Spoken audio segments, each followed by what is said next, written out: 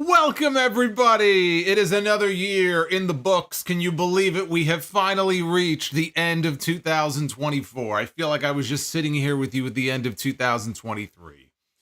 This is our 5th year in a row doing this Make It Till Midnight stream. This is the countdown to 2025. It is Tuesday night, December 31st, 2024. I am the Solomonster. I want to thank all of you for hanging out with me here on New Year's Eve.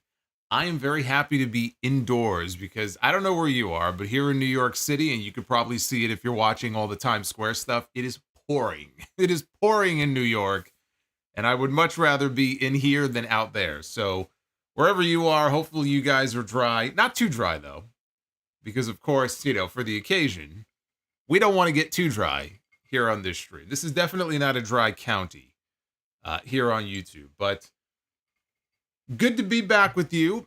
I just want to say a word here at the beginning because we have had a tremendous year. This has been my best year to date doing the Sound Off and all of the related streams here on YouTube. And hopefully we can continue that momentum on into the new year.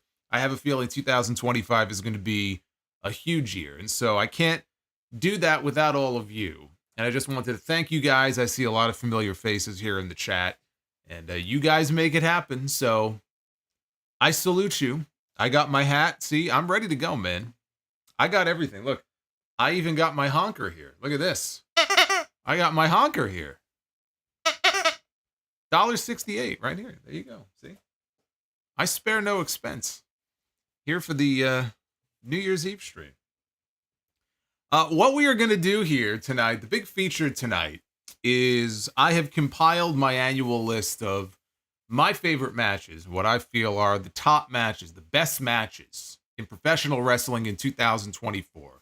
And I've narrowed that list down to the top 10. So we're going to do top 10.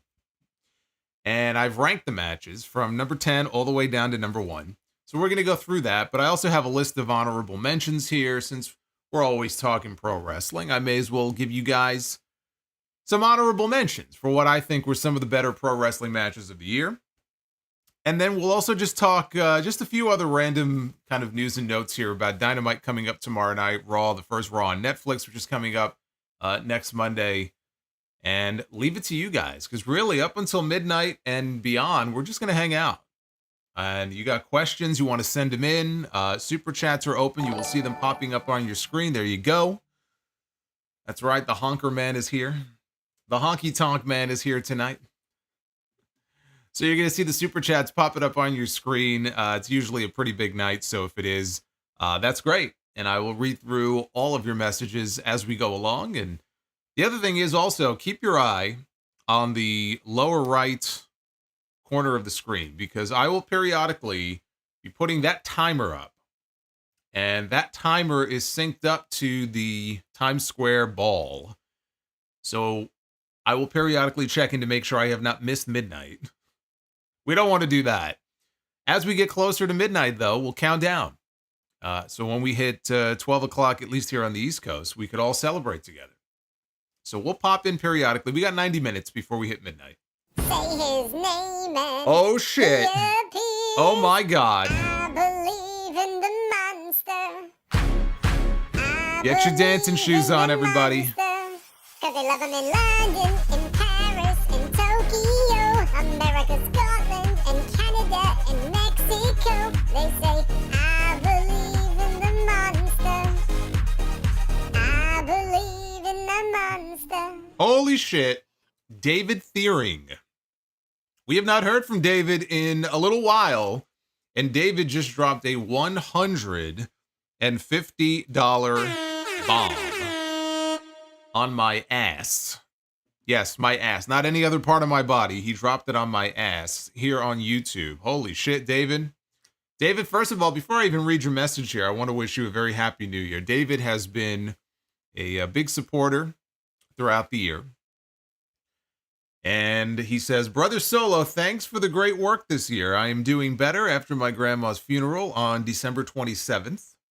I have had my last two grandparents and uncle pass away this year. I am looking on to great things in 2025. Cheers to your best year yet on YouTube and the sound off. Well, David, I'm very sorry to hear about your loss. That's awful. And yes, here is hoping that 2025 is a much better year. And at least on that front, a much quieter year. Unfortunately, I can relate. I know what that type of loss is like, and it's no fun.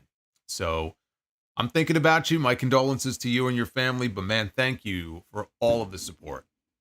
Very much appreciated, and wishing you a very happy new year.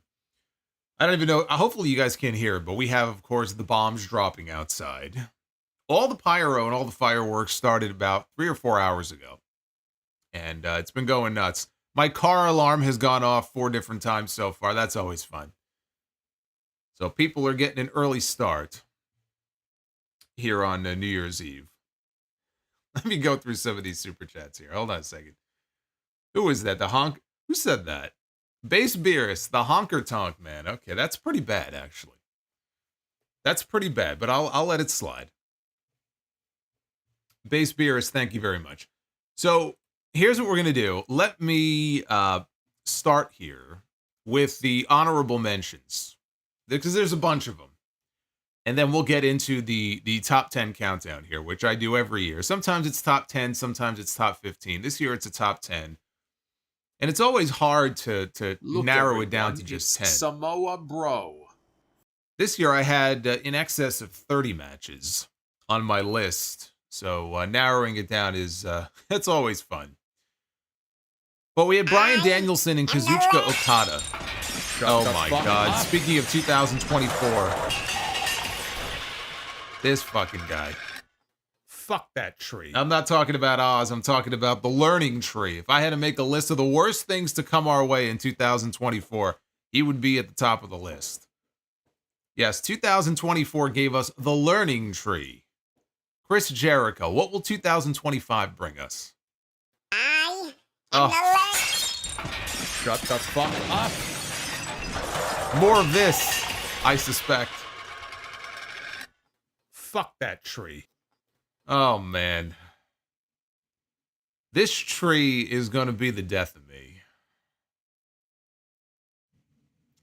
By the way, I hope you like the Hitman fashion that we are sporting here from the Hitman collection. We did this last New Year's, so I figure it's been a year. We may as well dust off the black and pink, the pink and black, the hearts. See the skulls? I love it, right? It's great. I'm just the sexy boy. I'm not your boy toy. Oh, yes. I make them hot. Oh, we're getting I make started them early shiver. here. Their knees get weak whenever I'm around. They see me walk. They hear me talk. I make them feel like they're on cloud nine. Now tell me that I shouldn't cut an album after you heard that. Me and William Shatner, man, we got something in common. We got to do a duet. That was Bryant Becerra coming in with the $80 super chat.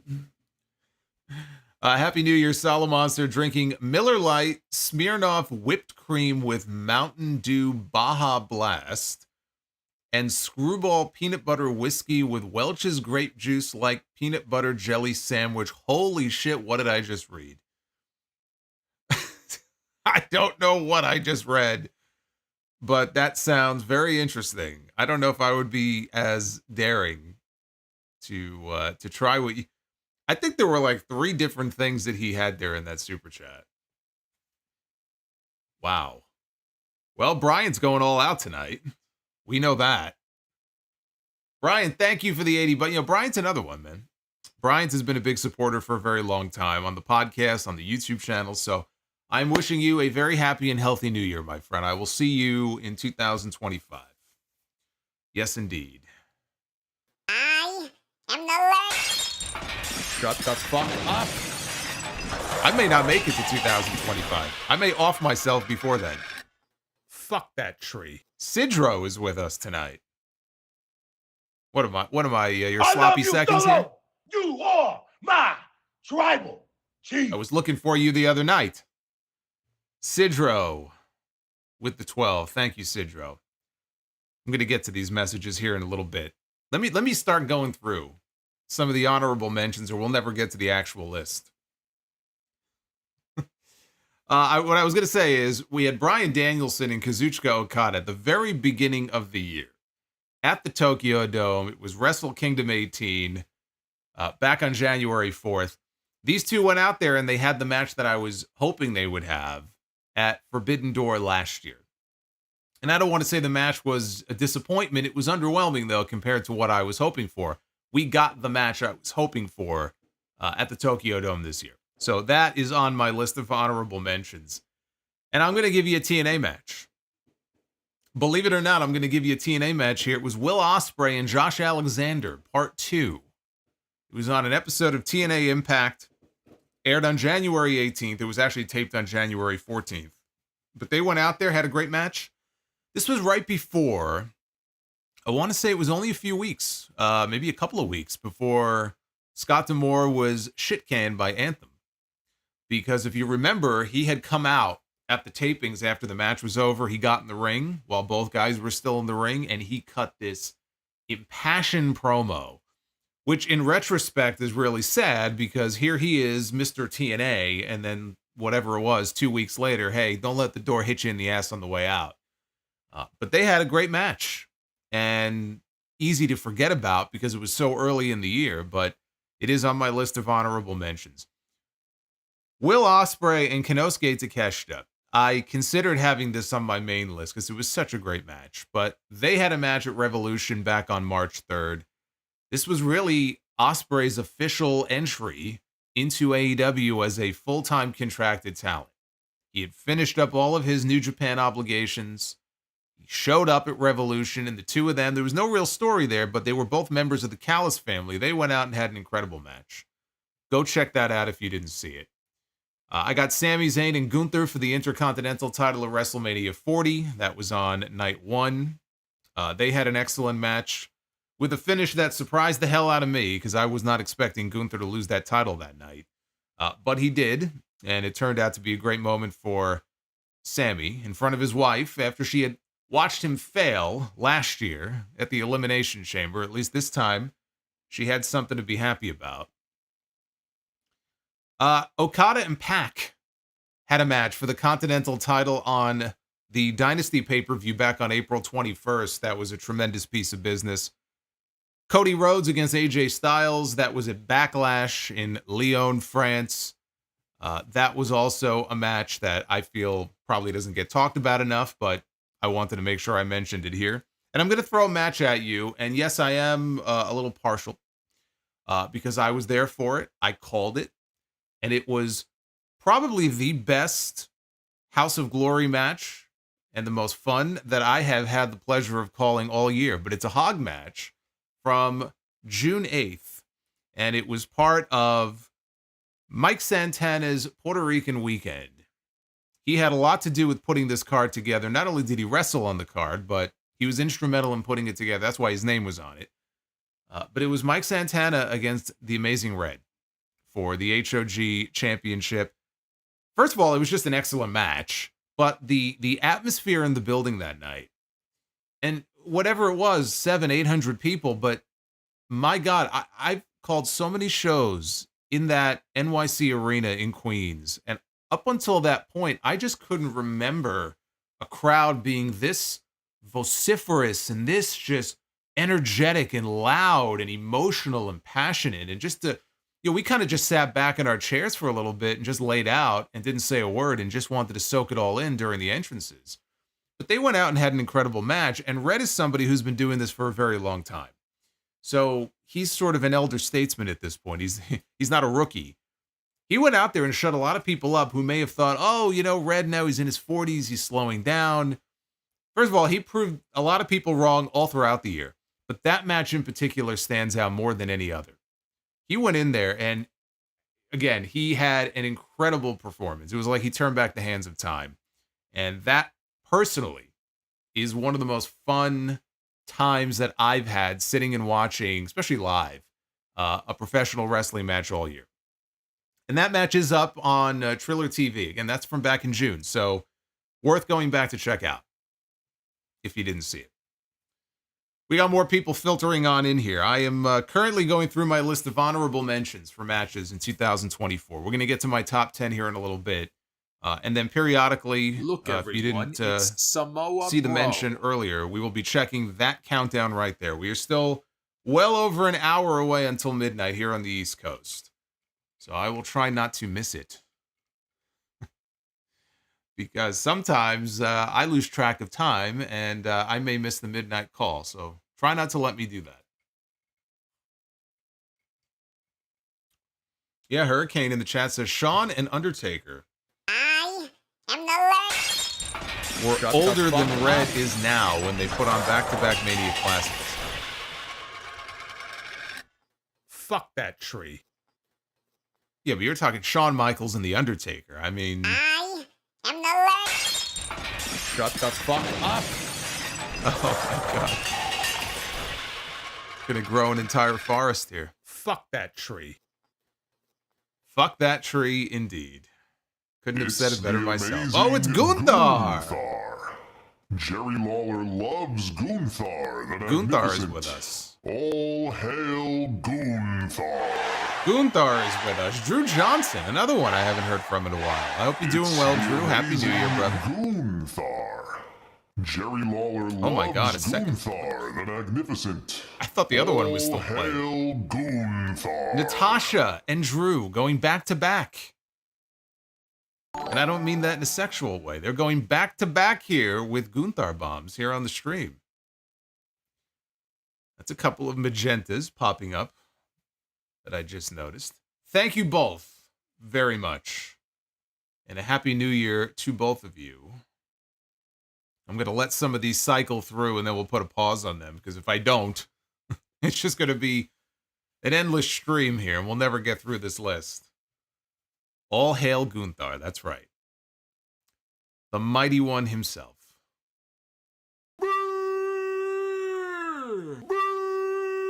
Oh, it's David again.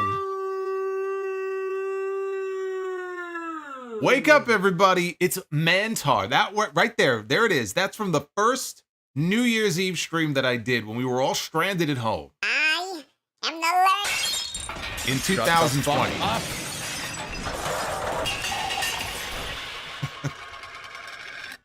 Fuck that tree. We were all stranded at home in 2020. And I said, you know what? I'm going to go live on New Year's Eve. And I've been doing it ever since.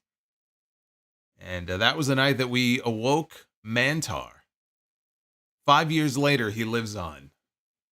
Go to Times Square? No, I'm not going anywhere near Times Square. Why would I go to Times Square? Yeah, how many times I've been to Times Square? If you've never been to New York before, I can understand the infatuation with Times Square. As a New Yorker, I can tell you, I have no interest in going to Times Square.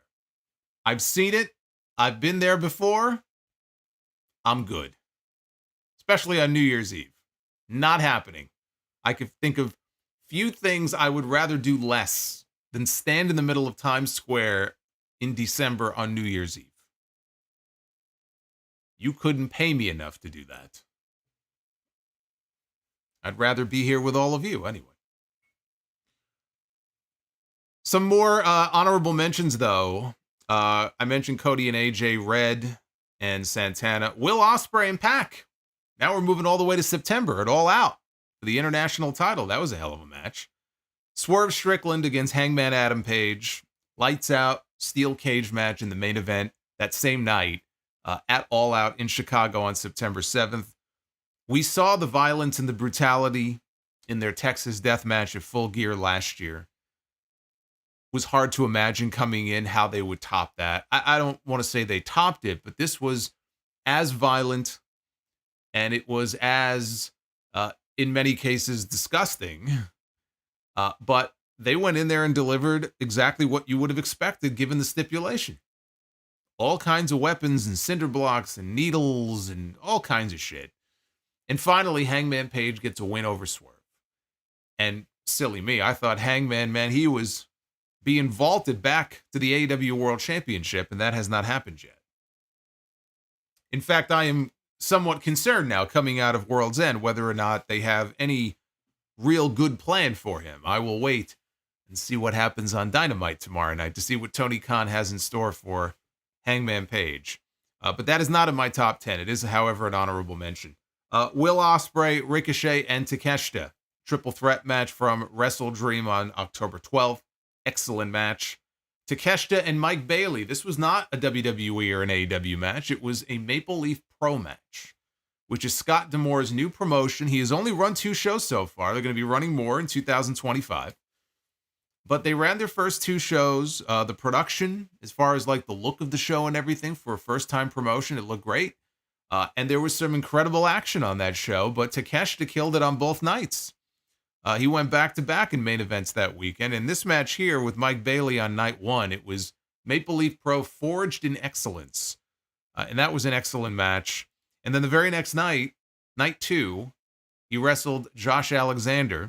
And that was also a banger. So, hey, Konosuke Takeshita, for all the talk about Bryan Danielson and Will Ospreay, you're going to see a lot of the same names on people's lists when they talk about the best matches of the year.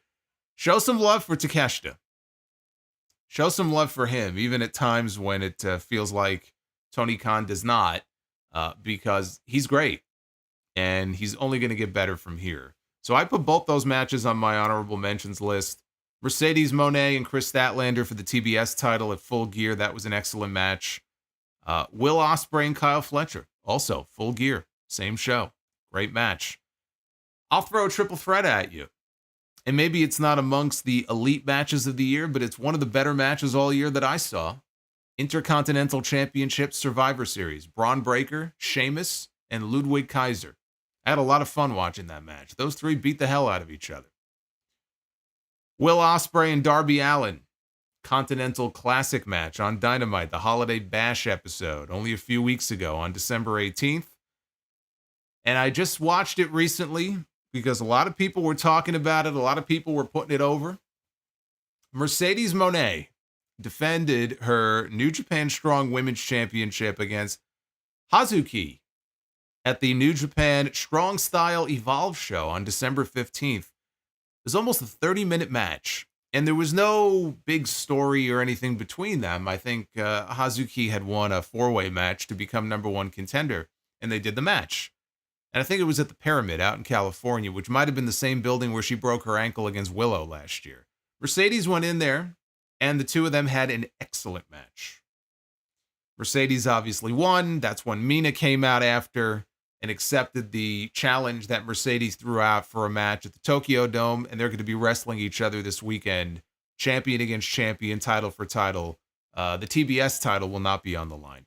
But Mercedes and Hazuki, again, a great match.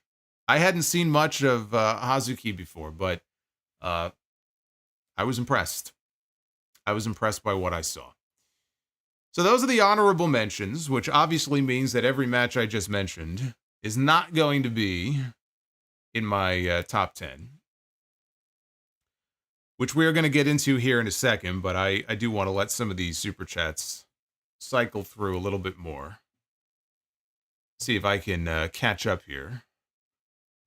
I got to play catch up with what's going on here. You guys are overwhelming me here.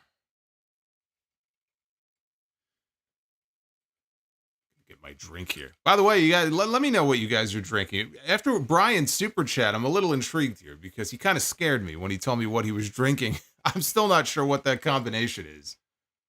But let me know what you guys are drinking, if anything. Shut the fuck up. I see more of these. I'm going to have to do some more drinking. Fuck that tree. Oh, this fucking tree. Hey, El Masse. What's going on, man? I heard from El Masse earlier. It's good to see you, brother. Happy New Year, my friend. Oh, man. I am so far behind now with these messages. Let's see here. Look, everyone, it's Samoa BRO. It's Samoa BRO. Good to see Samoa BRO. Let me go back to the beginning here because I know I'm going to end up missing some of the early ones. Here we go. Look at Richie Rich over here dropping all this money on me. Hey, I just want you to know, I think you rock. Yeah, it's Bryan again. I don't mean The Rock, A Rock. You rock. And I just wanted you to know that. Vodka and Coke, huh? That's not a bad combo. Oh, Eminem. Thank you for the Brie mode. Hey, Bryant.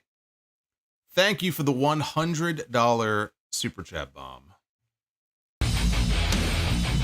Oh, the Judgment Day. Unfortunately, that's not their music anymore. This super chat is no longer valid. They've changed their music. Off is a direction you can fuck. That's right. That's my message to the person who changed their fucking music. That's the direction that you can go in. Why would you change their music? Why would you do that? I want to give a shout out here to Bobby's World coming in with the $10 super chat. I've had to miss the holiday streams and have to be at work at 6 a.m. But I want to wish you all lovely people happy belated holidays and a happy new year. Happy New Year to you as well, Bobby. I hope that 2025 is kinder to you than even it was in 2024. Hey, Hysham is with us with the $20 super chat. Another year with you in my ear. No matter where I am, whatever's going on, or what I'm going through, you make it feel like home. Thank you for your dedication to us and to our shared passion of pro wrestling. It's very kind of you, brother. I appreciate that very much. And I'm very happy to have you along with me for the ride. So Happy New Year. And Retro KOH, thank you for all the amazing content. Happy New Year to you all. Here is to another year. Could not have said it any better myself. Retro is with us on a lot of the streams. You hear me mention his name, and he is with us tonight as well. Base Beerus, let's go. You got your whiskey solo. Well, I'll tell you what do you think is in this right here? I mean, this is the second one, so we're going to have to slow it down here. I can't exactly get up and go pour another one. I guess I could, but I'm good. I got it right here. I got it right here. In fact, this is good shit because this came from the bottle that actually JD gave me, so I got to give him a shout out. But yes, I'm doing well. Brock Benningfield. Happy New Year, Solomonster. My New Year's resolution is to join more live streams. I've been listening since SE Scoops days, and I never miss an episode. Well, then you're an OG, because the SE Scoops days, that goes back a long ways. So, Brock, thank you. And let's do one more here, and then we'll take a pause. Based Beerus, halfway through the decade. It's been great. Yeah, you know what? We are, aren't we? We are halfway now through, well, just about halfway through the decade. Where does time go? I don't know. Where does the time go? We are 1 hour and 5 minutes away from midnight. So that is the time check. It is still 2024. We're not there yet. But we are slowly but surely getting there. So we'll check in. But let's do this. Let's get into this top 10. So I have narrowed my list down to the top 10 matches of 2024. I have ranked them from, not worst, but least best to best. We'll start from number 10, and we will cycle through these until we get to what I think was the number one best match of 2024. And I think that it might cause some people to take issue. Perhaps, maybe my list is going to be different than your list, but that's what makes this so great. And then you guys can chime in and let me know if you agree or not. Oh, JD is with us. How did I not see that? Shout out to JD from New York, who is joining as well tonight. Normally, he and I would be over on his channel tonight. And we would be doing Tuesday Night Titans, but we are going to come back strong next Tuesday, start the new year, the day after the Netflix debut. I am sure that he and I are going to have a lot to talk about, but he chimes in here, brother, Happy New Year. Thank you for your friendship. 2025 is going to be great for both of us. Might I say Titan? I think I would use that same word. I think it is going to be a Titan year. I think Tuesday Night Titans is going to be even bigger and better as we go through WrestleMania season. That's when things get crazy. Royal Rumble, WrestleMania. It's going to be wild. I don't know if it'll be as wild as it was at the beginning of this year. Between the Vince McMahon stuff and The Rock basically hijacking the show. I don't know if it'll be quite that crazy. But it should be fun. You guys are crazy. Again, David, I want to thank you for that $150 bomb from earlier. I'm just trying to catch up with the list here. Randy Bobandy, in Married with Children, who did you prefer, Steve or Jefferson?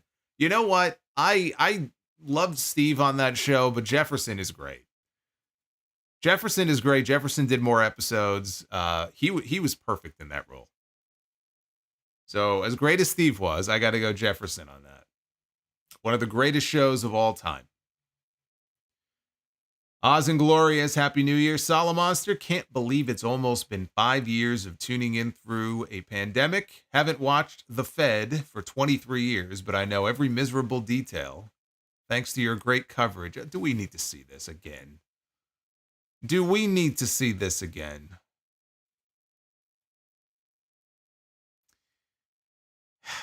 Anyway, Oz, thank you. Yes. 23 years you haven't watched WWE? That explains a lot, actually. It does not explain, however, your hatred for Daniel Garcia.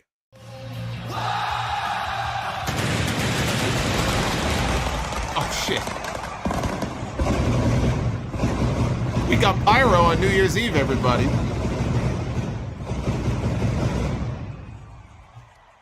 Oh my God, M. Mills just chimed in with a $300 super chat. That deserves a honk. M. Mills, I'm giving you a honk. In some states, that might be illegal, but I'm giving it to you anyway. Thank you very much. No message. She's just showing some love, as she always does. And I could not be more appreciative of that. Wow. Thank you very, very much. And Mills, I'm wishing you and yours a very happy New Year. Sincerely. Thank you. Man. You never know when I may bust out the honker here. Sidro renewing his membership, saying Happy New Year. Happy New Year to you as well, Sidro. Even if I am your sloppy seconds. Chris Lloyd. Happy New Year's Eve. What were your original thoughts when Daniel Bryan joined WWE in 2009? Well, as somebody who followed his work in Ring of Honor, I was very excited, actually. I was very happy for him. I did not know what to expect because he wasn't your prototypical WWE star. So you never know with Vince McMahon, right? But I was happy for him and Nigel McGuinness. They were supposed to be coming in together. And it just didn't work out for Nigel. But I was optimistic, that Bryan would come in and he would have great matches. And he did, but it wasn't exactly an easy road for him to get to the spot that he was in. And Taylor Cannon, celebrating 18 months of channel membership. Happy New Year. I love you, Solo. I love you too, Taylor. Happy New Year. Base Beers, no one does a countdown better than the Learning Tree. Oh, I disagree. I disagree on that. All right, let's get into it. Let's kick things off here. We got about an hour or so, right? Exactly 1 hour until midnight. We're definitely not getting through this list in an hour. We're going to begin with the number 10 best match of 2024. And we kick off here with Bryan Danielson, who I was just talking about, against Zack Sabre Jr. This was from the New Japan New Beginning in Osaka show on February 11th. And they put on a clinic, if you remember, at Wrestle Kingdom. Well, not Wrestle Kingdom, Wrestle Dream last year. But for all the talk between these two guys about submissions and I'm going to tap you out, Bryan knocked him out, I think with the knee strike, and he pinned him. And Sabre didn't like that. So we got round 2 on his home turf. And this time it was more than 30 minutes. Sabre pinned Bryan Danielson. And I thought this was even better than their Wrestle Dream match. But they both had said that they wanted to prove who the best is by submission. And they didn't do that. So that is still unresolved. Now, we may never get to see it again. It depends on Bryan's health.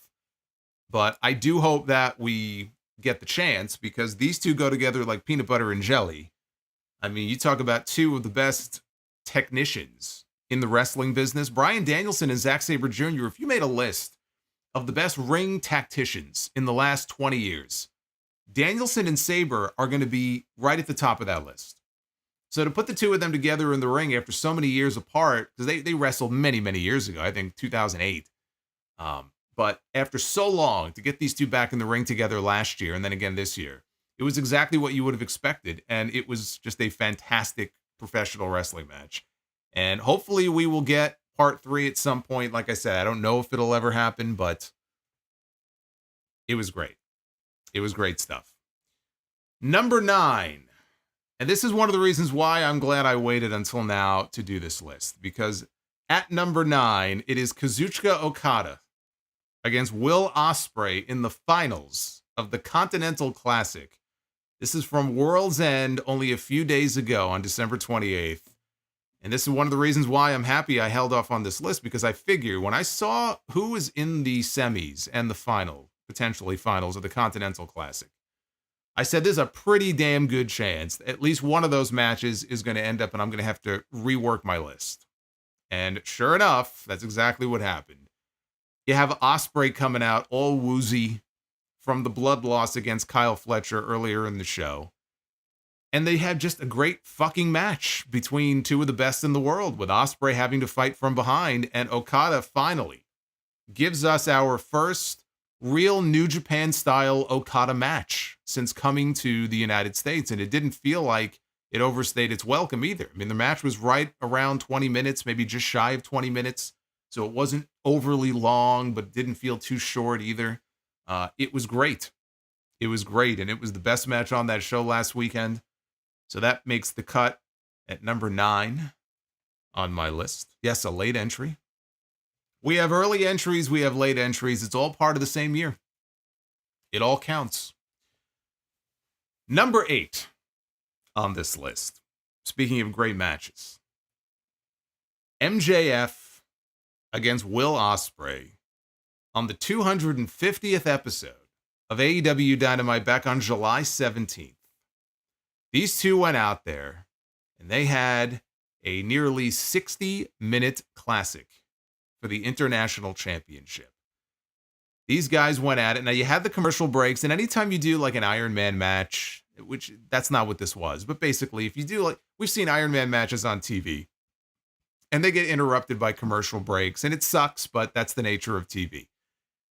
But it didn't, for me anyway, it didn't ruin the match. They had the crowd in the palm of their hand. I think they were in Little Rock, Arkansas that night, and I didn't know what to expect as far as the audience went, but these people were hanging on to their every move, and then you have, right there at the very end of the match, MJF spits in his face, and it pissed off Will Ospreay, and he yelled for the Tiger Driver 91. There were 60 seconds left in this match, and he couldn't bring himself to do it. This was the move that he nearly crippled Bryan Danielson with, and he had not done it since, and he almost did, but he couldn't do it. And we got a ref bump, and MJF ended up decking Ospreay with the Dynamite Diamond Ring.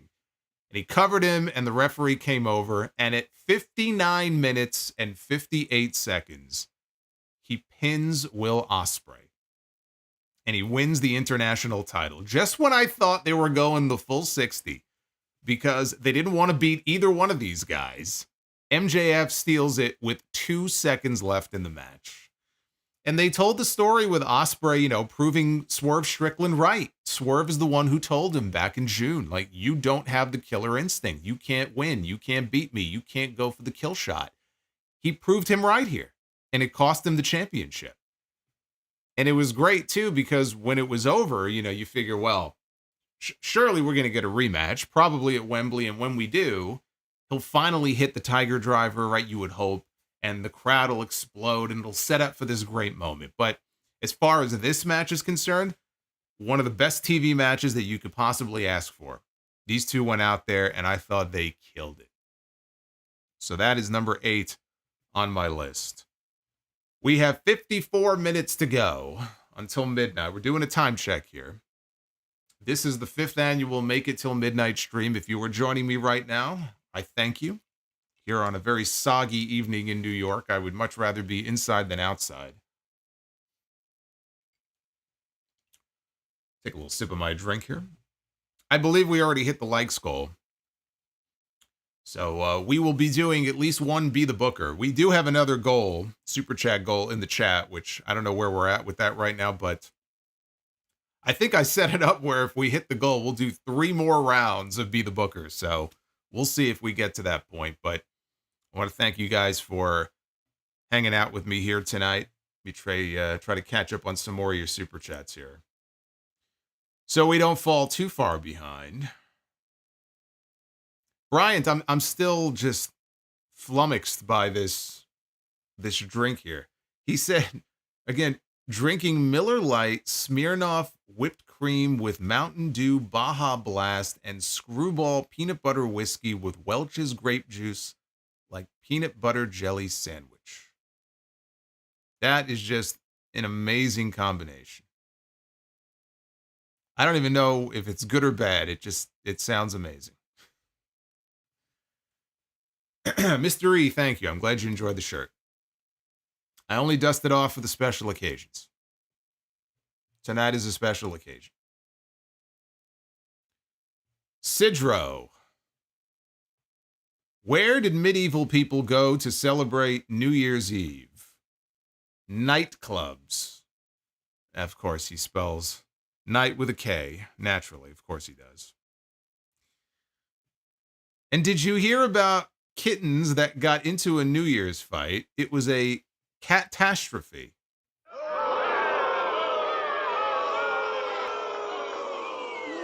You suck. Much love. Still firing off new beats. Sidro, thank you. Yes, I enjoyed the last one that you shared with me. A lot of these beats, because he shares a lot of these synthwave beats that he composes. It reminds me of like a video game level. Takes me back to my days of playing Nintendo and Sega and all that. So, thank you for that. Yes, Limu says you need to leave. You need to leave, he says. Now we'll keep him around. It's all good. Mr. Rod with the 15. Mr. Rod, thank you. Happy New Year, Solo. Thanks for all the content and everything you've done over the years. I'll definitely be here for 2025. Let's effing go. Fuck yeah, man. Come along with me for the ride. It's going to be a fun year. Base beer is Be the Booker is guaranteed tonight. Well, it is now. We hit the goal. So you'll get at least one round. Cody Moore with the 20. I've been a Kevin Owens fan for over a decade. I love this current run that he is on, but my question is, what is your favorite version of KO and your favorite match? Happy New Year.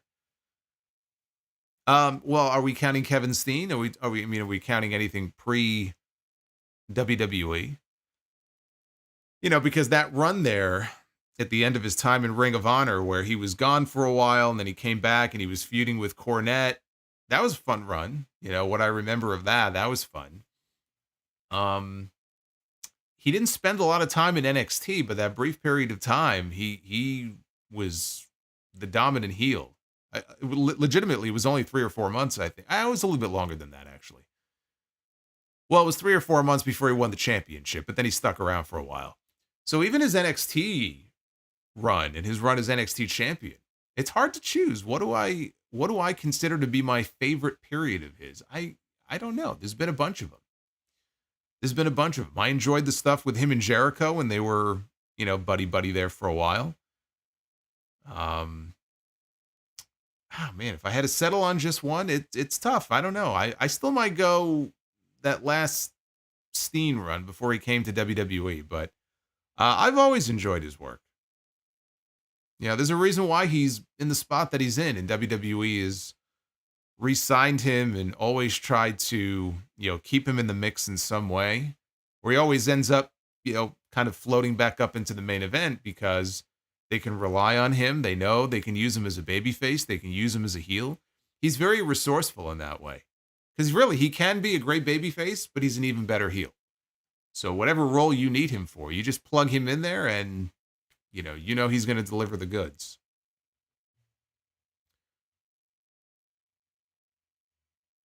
We have got Marquand. Happy New Year to you as well, Marquand. Thank you very much. Base Beerus. Yeah, it's a learning tree kind of night. The Joker's Voice just became a channel member, celebrating his membership. Solomonster wishing you a great 2025. You and JD have been a major inspiration for my channel. Thank you and Happy New Year. Well, on behalf of him as well, I will thank you and say keep kicking ass. Keep doing your thing, man. It's the only way your channel's going to grow. Just put the work in, be consistent with it, enjoy it, have fun, and good things will happen. Tarnished Kakarot with the 12. Happy New Year, Solo. Here's to much more success. Always can enjoy the streams and the sound off to make the days better. Cheers. Cheers to you as well. I'll take a swig to that. Cheers, brother. I'm very sad now. I have almost no Jack left. I'm a sad Solomonster. Drew Johnson with the 50 bomb. Happy New Year, my friend. Best wrestling podcaster of all time. You the man. No, you the man. Thank you, Drew.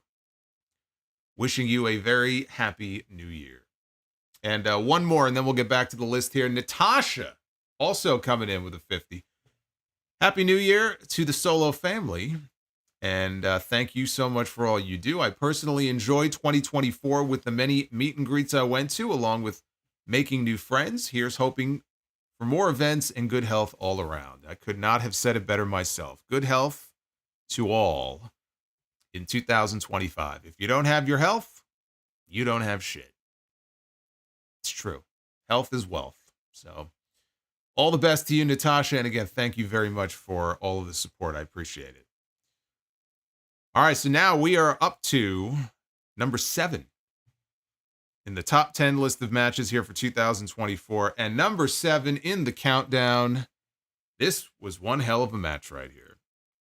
This was Swerve Strickland against Will Ospreay at Forbidden Door on June 30th. This match was not even supposed to happen, at least not on this show. There were reports that Ospreay at the time, he had lobbied personally for this match. He wanted to take the loss as a way to shut people up, basically, who didn't think that Swerve was either main event material or that he was only going to be a transitional champion just to get the belt onto Ospreay at Wembley. He wanted to shut that shit down. And so, because I was shocked as all hell when they announced that this match was happening at Forbidden Door, right? I thought that could have easily been a Wembley main event. But they went out there and they had a fucking great match. Just this week, in fact, Fightful reported that one of the talked about ideas was to have Swerve defending the championship on that show, not against Ospreay, but against Yota Tsuji. And I don't know if that was locked in necessarily, but apparently it was something that was discussed. And that obviously ended up not happening. And Yota Tsuji, I think, wrestled on the pre-show that night. He's one of those New Japan names that is on the rise, and I think you're going to see him do big things in 2025. So we ended up with this match, and it was easily the best main event in the brief history of these Forbidden Door shows. We've had like, 3 of them now? Easily the best main event out of all of them. And in the build-up, Swerve said that Ospreay did not have the killer instincts, what I just talked about with the MJF match. You don't have the killer instinct to get the job done and be a champion. And Will proved him right. He had the chance to go for the Tiger Driver at one point in this match. He opted not to. He went for the Stormbreaker instead. And when the referee was out, Don Callis handed him the screwdriver, and he refused to use it. So he had many opportunities to put him away, and he didn't take it. And in the end, it cost him. And Swerve retained the title. But these two had a hell of a match. Hopefully at some point they can run it back. You know, you don't have to go right into the rematch for everything, but we need to get a round 2 at some point. Maybe this year coming up between those two. Number 6. Now we're getting deeper into the countdown here. Number 6 takes us to London. It takes us to Wembley Stadium. 53,000 people for All In this year. And it's the rematch between MJF and Will Ospreay. First of all, I love the Assassin's Creed entrance for Ospreay. You know, they incorporated the whole video game promotion into it, but I thought it was a pretty cool entrance. They had an outstanding match. I don't think this match could have been booked any better than it was.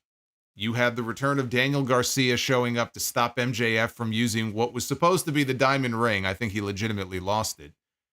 And they incorporated that into the storyline that it was stolen and pawned and whatever. I think he lost the fucking ring, but whatever the foreign object was he was trying to use, Garcia stopped him, right, to get revenge on MJF for what he had done to him. And we got the payoff to the Tiger Driver story. This is a story that was playing out since Dynasty, and he refused to use the move under any circumstances. And it was Bryan Danielson, ultimately, who gave him permission to use the move. He told him, do it. Before the show, do it. Go ahead, use the move. And he did. And he won with it. Thank God. I was so worried. Like, he hit the move. I'm like, don't fucking kick out. We see this so many times in wrestling, so many times in AEW, the fucking kickouts. Please don't kick out of this. But he didn't. He hit the Tiger Driver. And we got the dramatic slow count by the referee as he crawled back over. And Will Ospreay regains the International Championship. It was the only appropriate way for this match to end. He wouldn't accept the American title because MJF had transformed it into the American Championship. Didn't want to have anything to do with it.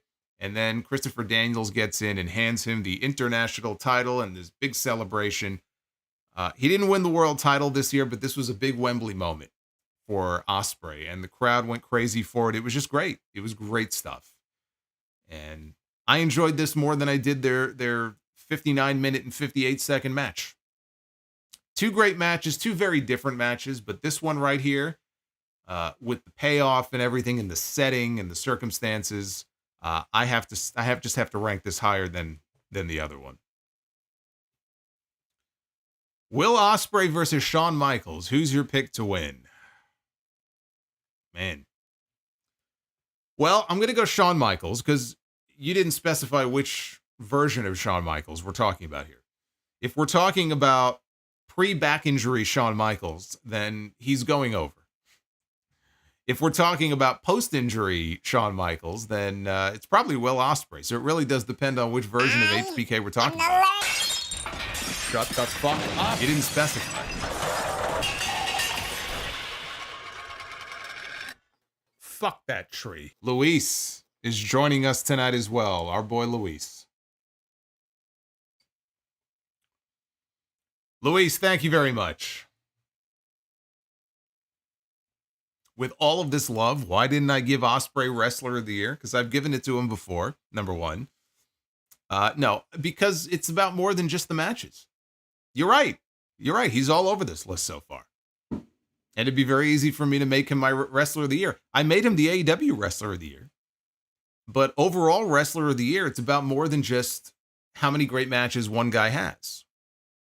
You know, it's about the matches, but it's also about their character, or if the character has evolved or changed in some way, or, you know, if they were in some ways carrying their company on their back for part of the year, you know, injuries and circumstances, and this guy steps in and he steps up, promos, all of these things I factor in because I have Drew McIntyre as my overall, you know, male wrestler of the year. I did the awards the other day. I have McIntyre as the overall male wrestler of the year and Toni Storm for female wrestler of the year. But if it was based strictly on the number of great matches, then it would have been either Bryan Danielson or Will Ospreay. But again, it's about more than just the matches. It's just that gut feeling you have about who you think, when you look back on this year, stands out above all else as your wrestler of the year. My gut told me this year it was Drew McIntyre. If you want to pick Will Ospreay, be my guest. I'm not going to argue with you. Ospreay had an incredible year. The reality is, if we based it just on matches, Ospreay's going to win it every single year, probably for the next 5 years. I mean, he's that good. But that would also make for some boring awards. Let me get through some more of your super chats here. Sidro, oh boy, Sidro's back again. Sidro is back. Let's see what he has to say. My boss told me to enjoy New Year's Eve, so I didn't go to work. That's actually pretty good. And what did the mother cow say to the baby cow at midnight? It's past your bedtime. Ugh.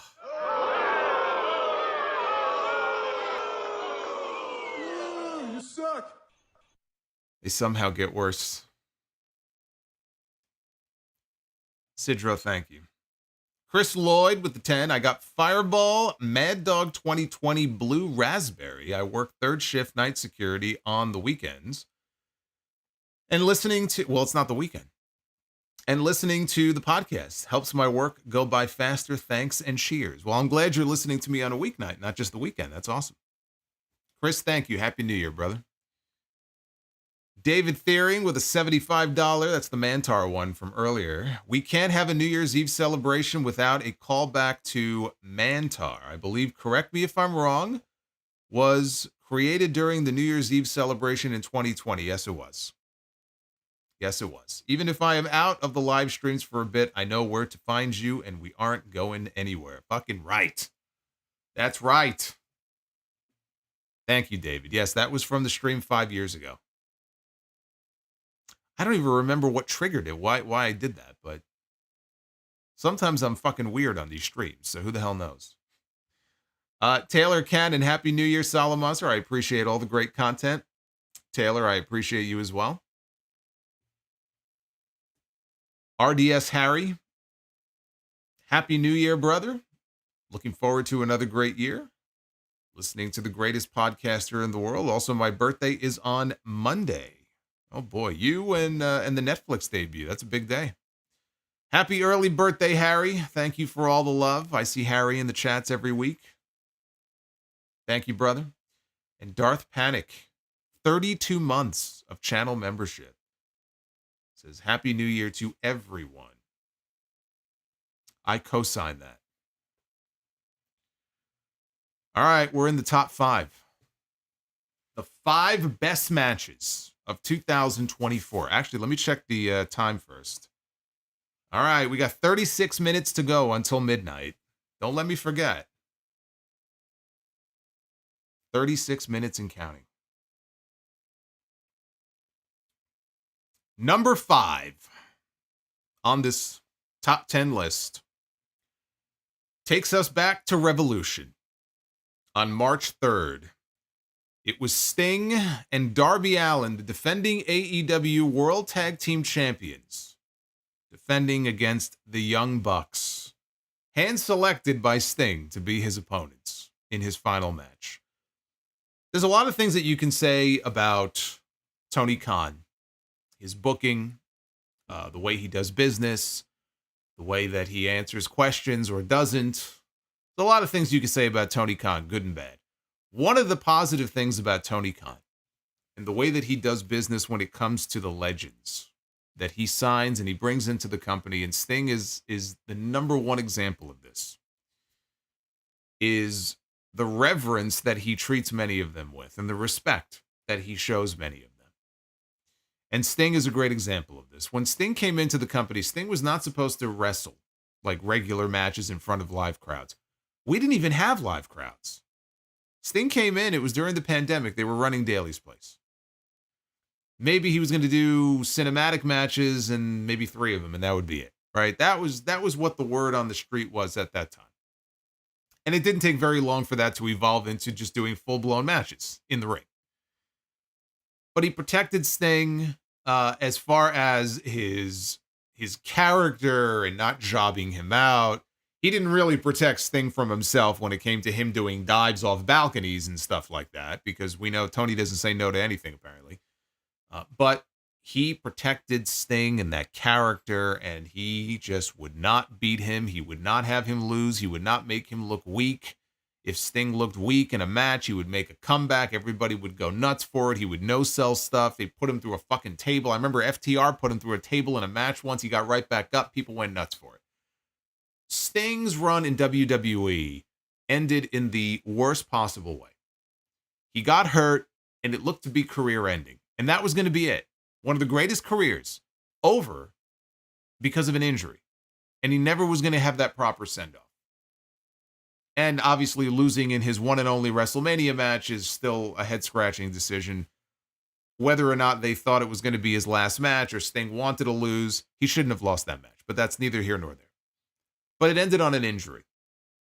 And that was a shitty way for it to end. And it looked like that was it.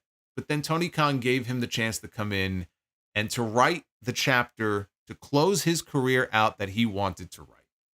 And thankfully, he was able, he got banged up a few times, but he was able to largely stay healthy and was protected in that way. And he ended up closing his career out as a champion, undefeated. Not a single loss. And I know some people are going to look at that and go, well, the flip side to that is you have 60-something-year-old Sting who won't do a job. Believe me, I don't think Sting would have had an issue doing a job.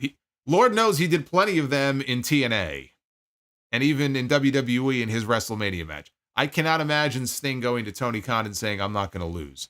This was Tony Khan. And it was Tony Khan's call for Sting to win a championship and go in as champion and retire as champion. You think Sting wanted to do that? Sting's old school. Sting, if it were up to him, he would have lost his match, just like Bryan Danielson. But Tony Khan said no. And so they go to Greensboro, the same building where Sting wrestled Ric Flair in the match that put him on the map at the Greensboro Coliseum in 1988. They had that 45-minute match. He walks in here, and actually, even before he walked out in the building that night, they had that final Showtime promo, that video with Sting showing all the highlights. They could only show so much because they didn't have access to all the WWE and the WCW footage. But this great video to the piano music, he's sitting alone in an empty theater. And then they come back to him, and he's sitting there all alone in the empty theater, and he tells us, it's showtime for the last time. Then we get to the match. Sting's sons come out. You see them there in the image. I don't know that Sting ever actually wore that red Wolfpack gear. I have no memory of him ever wearing that before. So I don't think he ever wore that particular color attire. But you had one of his sons dressed up as Wolfpack Sting.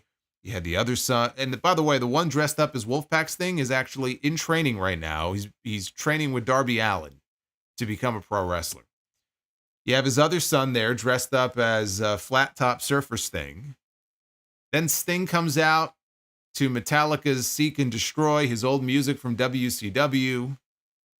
You got Jim Ross and Tony Schiavone on commentary, who I believe may have been doing commentary for the match with Flair in '88. Flair was there.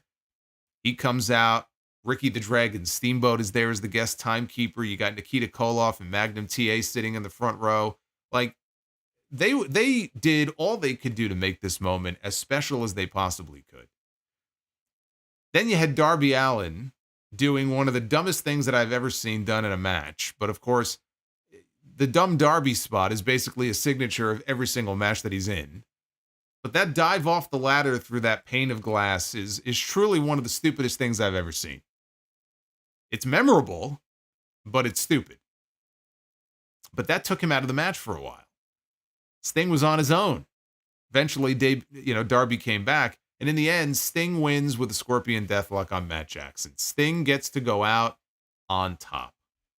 You will not see a better send-off or final match for a wrestler than what Tony Khan gave to Sting that night at the Greensboro Coliseum. And Sting himself has commented and said that it's the greatest night and the greatest moment of his career. And a lot of it has to do with the fact that he was able to go out there with his sons. And his sons got to be a part of that. So that is one of the cool things about the way in which Tony Khan treats many of the veterans and the legends that he has under contract and that he brings into the company for moments like this. And it made for an incredible night and one of the more fun attractions in wrestling the entire year. I could come up with a list of 20 matches that were technically in ring better than this one, but it's not about that. That it can't be the only thing that you judge and grade these matches by. It's got to have a certain feel to it. It's got to have a story. It's got to evoke some kind of emotion. And if you followed this man's career, if you were a Sting fan, if you knew him from the WCW days, he was the franchise player there for so many years.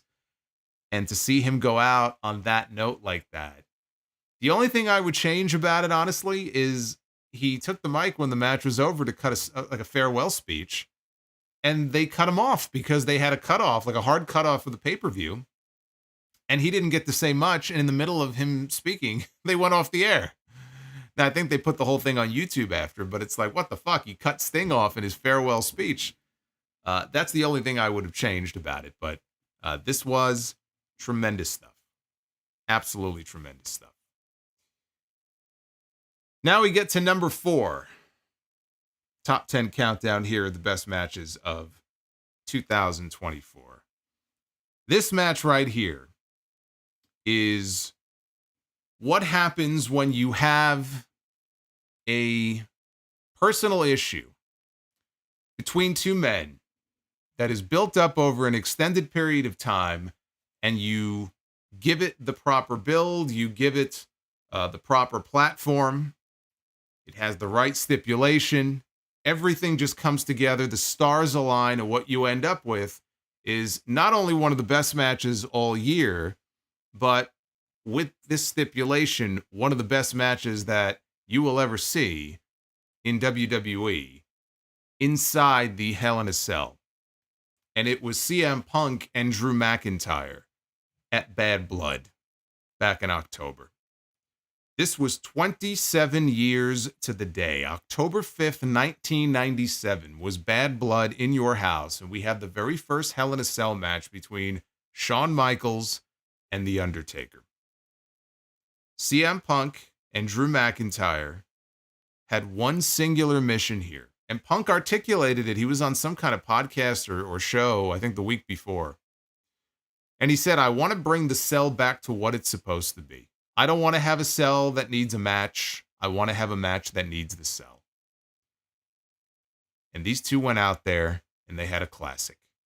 Each man promised to make the other bleed in their promos on TV, and they delivered on that. Punk bled, McIntyre bled. McIntyre ended up needing 16 staples in his head from that shot with the toolbox.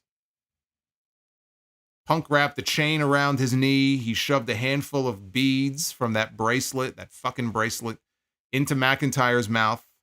And he hit a chain-assisted GTS to win the match and finally put an exclamation point on this feud once and for all.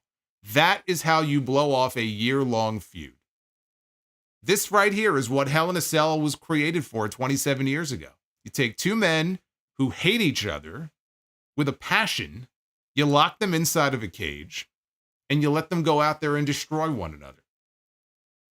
And blood, when it's used in the right circumstances, blood can be so impactful. When was the last time we saw like double juice in a WWE match, let alone Hell in a Cell? When you have a Hell in a Cell match, you should have blood. We got plenty of that.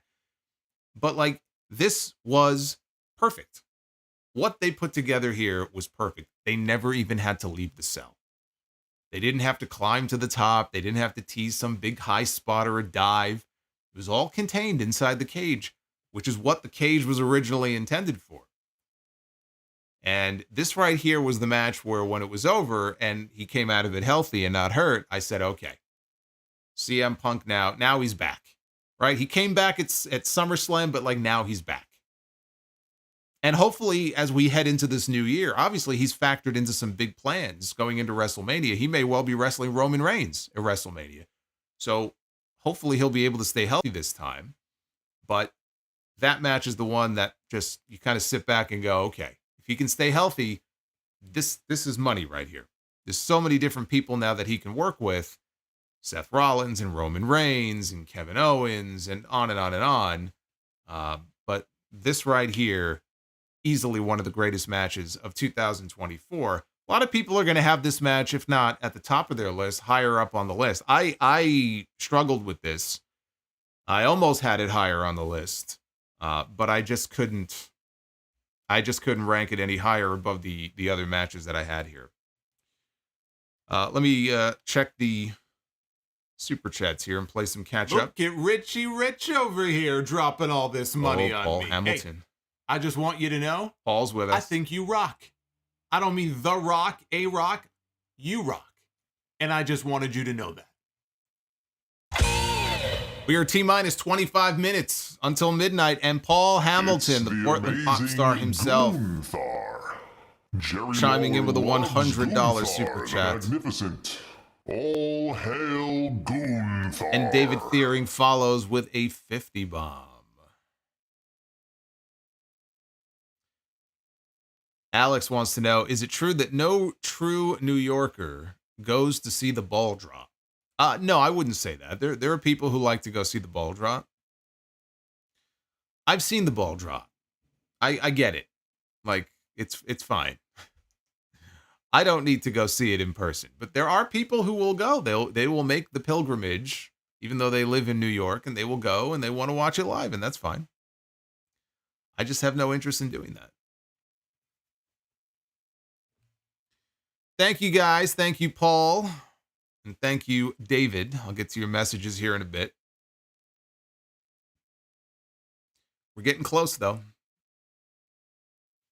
Getting close here to midnight. We'll check back in on that timer in a second. Trey Knight.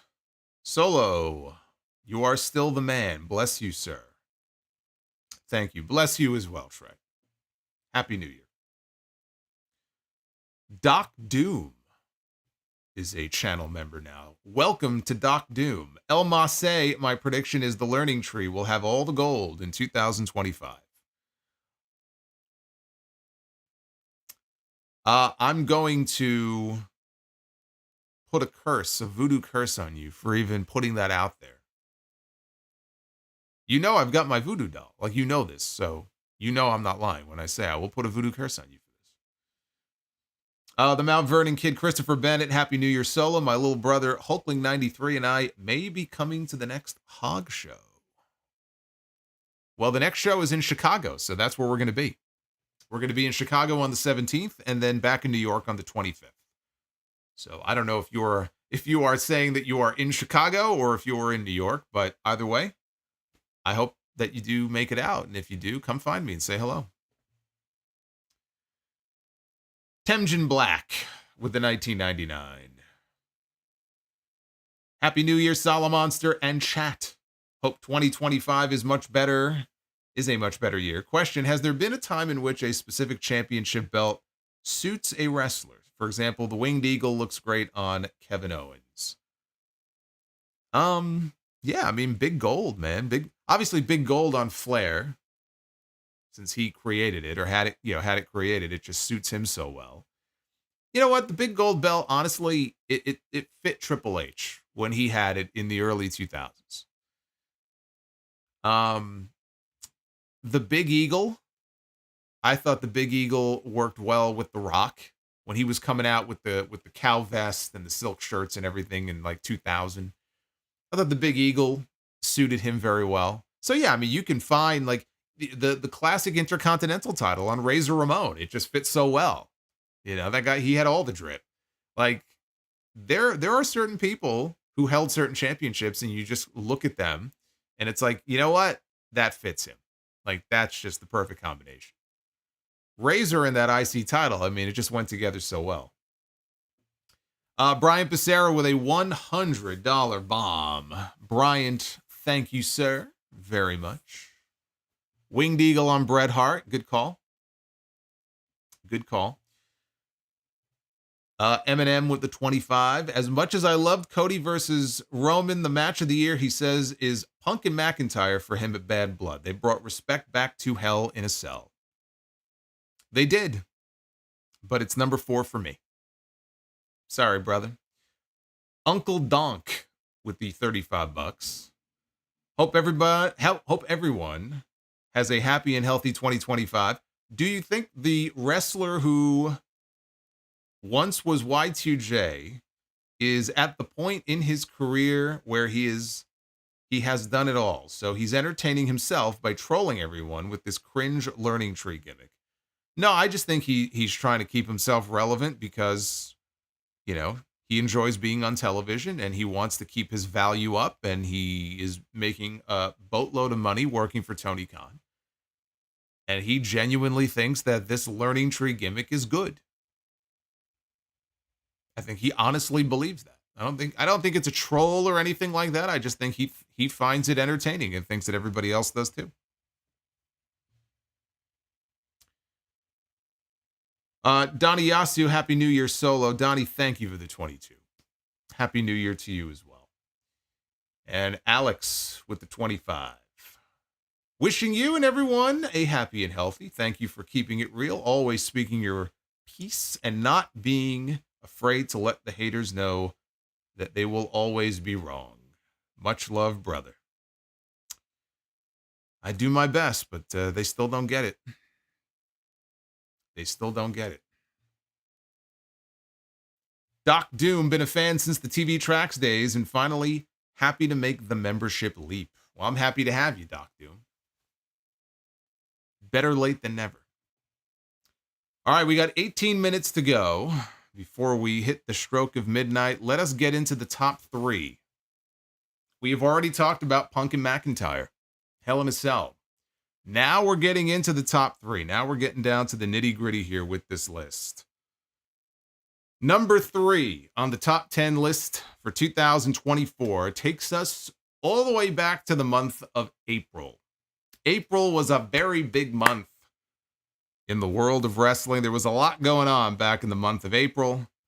But this match right here is one of the damnedest matches that I have ever seen.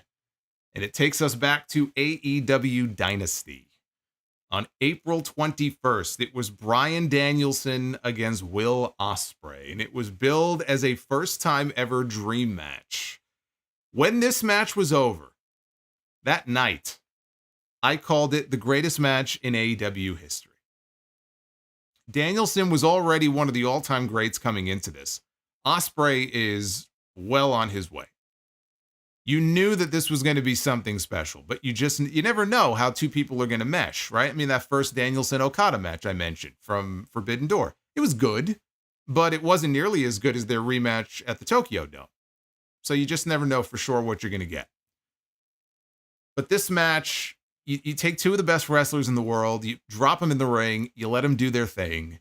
The intensity that they brought, the crowd, my God, the crowd played their part perfectly. The crowd is, I mean, they're the third man in these matches. And sometimes they cooperate and sometimes they don't. Sometimes they really love what they're watching and sometimes they sit on their hands. But the crowd, man, they were behind these guys. They were so into this. They made this match even more fun than it was. But you think back to the end. Both men go to opposite corners. Danielson, he starts throwing his fingers up into the air for the S chance.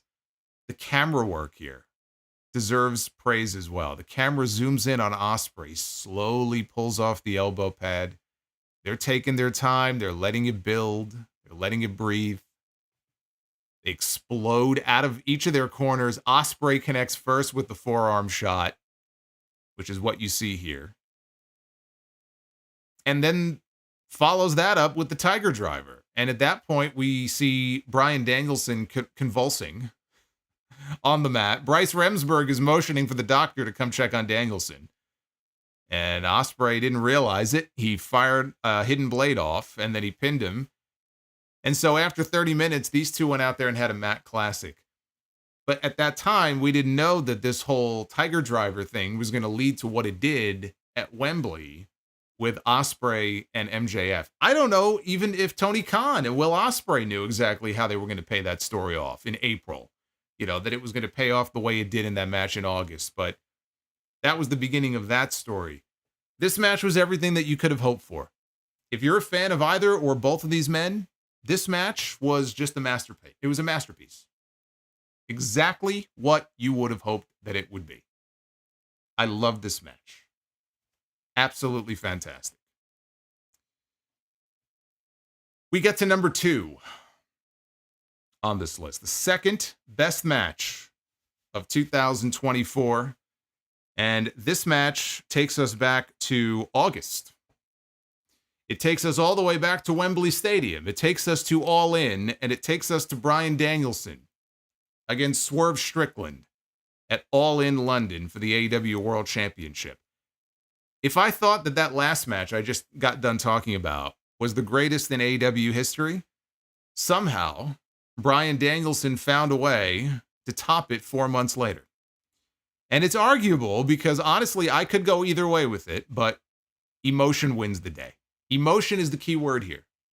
Emotion wins the day.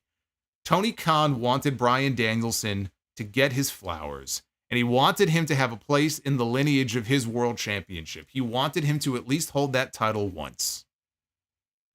And he had Bryan win the Owen Hart tournament. He won the opportunity to challenge for the championship at Wembley. And it was 10 years ago, 2014. Bryan Danielson celebrated a world championship win in front of 65,000 people. Confetti raining down upon him. And I was in the building that night, so I can vouch for what a special moment that was. Here on this show, he celebrated another world championship victory in front of another large crowd. Confetti raining down upon him. This time, though, he had his wife and his 2 kids in the ring to share the moment with him. This was a 5-star match. I don't care how you define it. I don't care if you're Dave Meltzer. I don't care who you are. Everyone has their definition of what a 5-star match looks like. Right? I call Hogan Rock at WrestleMania 18 a 5-star match. I think Meltzer gave it 3 stars. Okay? Good for him. I don't give a fuck. That's another 5-star match. This is a 5-star match. One of the greatest AEW matches of all time. And honestly, based on pure emotion alone, it probably is the greatest AEW match of all time. Bryan himself has called it the greatest moment of his career because his family was there to be a part of it. And as someone who was there for his WrestleMania win 10 years ago, I wish I could have been there at Wembley for this one, just to be kind of in the crowd in that moment, knowing what it was like 10 years earlier. It would have been very special. And I'm kind of jealous, frankly, of the people who did make the trip, or maybe you're from the UK, wherever you're from. But if you were at that show in that building this year, that's just one of those special moments. that I'm sure is a lot of fun to be part of. We are 11 minutes away from midnight.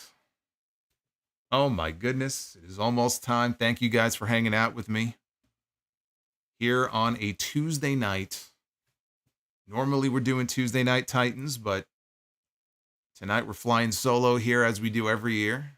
And we'll be back with TNT next Tuesday. But let me take a look at some of your messages here. Got one more match left. We got one more match to go here in this countdown. Samoa BRO. Sean R. with the $10 super chat. Happy New Year from California, South Central. Love the podcast. In my eye. Love the podcast, man. You shouted my wife out for our wedding in 2017. Now we have our first son, and you know I got him listening. Happy New Year. You got to start him young. You got to put the little earbud. Well, maybe don't do that if he's a newborn, but you got to start him young, man. That's the way to do it. That's proper parenting right there. Thank you, Sean. Happy New Year. All right, we got 10 minutes. You know what? Let's get into it. Let's see if we can wrap up the countdown portion here before midnight. We have come to the end of our list. It is time to reveal the number one match of 2024. My number one match of the year in pro wrestling. And it takes us all the way back to April. It takes us back to night 2 of WrestleMania. It takes us back to Roman Reigns and Cody Rhodes for the WWE Undisputed Championship, Bloodline Rules. This is a match. Look, I mentioned emotion before. Okay, emotion is something that really, if you look at my entire top 5, look at all the matches I just mentioned in my top 5, okay, including Sting's retirement match, Danielson at Wembley Stadium, and this match here, even Ospreay and Danielson, right? Emotion. That's what it's all about. Nowhere more so, though, than here in this match. You go back to WrestleMania 39 last year, there were a lot of very upset people with the finish of that match. I was one of those people. And Cody is sitting there in the middle of the ring, and he just looks depressed, right? A lot of people were depressed, knowing that we were in for at least another year of Roman Reigns as the champion. But Cody came back to the company in 2022, and he told us what his goal was. His goal was to win the championship that his father had taken away from him when he thought he won the title many years earlier. So they established right out of the gate what the story was going to be for Cody Rhodes. And then he got hurt. So he missed whatever it was, 6-7 months, came back, won the Royal Rumble, went to WrestleMania, and lost. He needs more adversity. So we fast forward 1 year later, and we come to this match here. It is the rematch. And everything was set up. I mean, you could see it coming from a mile away. You knew that this had to be it. This had to be it. I mean, if he goes in there and loses again, that's it. He's cooked. That's it. It's over. So the stage was set. Bloodline Rules. You knew going into this match it was going to be a giant clusterfuck. You knew that people were going to be interfering. You knew there was going to be a lot of bullshit going on. And that's okay. If it works, if you can make it work, and it fits the story, and you make it fun, then it's fine. One of my favorite matches, Steve Austin and Dude Love, Over the Edge 98. It's a great match. But there was a lot of overbooking in that match, right? I mean, the numbers were stacked against Austin that night. You had Patterson and Briscoe. The guest referee was Vince McMahon. The guest timekeeper. The guest this. The guest that. Oh my God, how's he going to overcome all these odds? This was already a great match before the Avengers Endgame portion, which is basically what this turned into. This was WWE's version of Avengers Endgame. Jimmy Uso was the first one to interfere. Jey Uso comes out, spears his brother off the ramp. That one spot was better than their entire match at WrestleMania. So now Jimmy and Jey are out of the picture. Cody's going for a third crossroads. Solo Sikoa gets in the ring, hits Cody with a Samoan spike. The callback to WrestleMania 39, right? You're like, oh shit, not again. Cody kicks out. John Cena comes out. Now everybody's losing their minds. John Cena has a bone to pick with Solo Sikoa. He goes after Solo. He takes out Roman. Here comes The Rock. And you had to know when The Rock pinned Cody the night before, they weren't going to beat Cody 2 nights in a row. But here comes The Rock, and we get a Rock and Cena face-to-face confrontation in the ring. Rock takes out Cena. Then we hear the Shield music. What the fuck? What's going on here? Seth Rollins gets into the ring. He's in his Shield gear. Immediately gets dropped, which made me laugh. Maybe that wasn't supposed to be the reaction. But he gets dropped. Poor Seth. But Seth did say coming into WrestleMania, he told Cody, look, I don't like you, but we got to take down Roman. I'll be your Shield. And he was. And then The Undertaker shows up.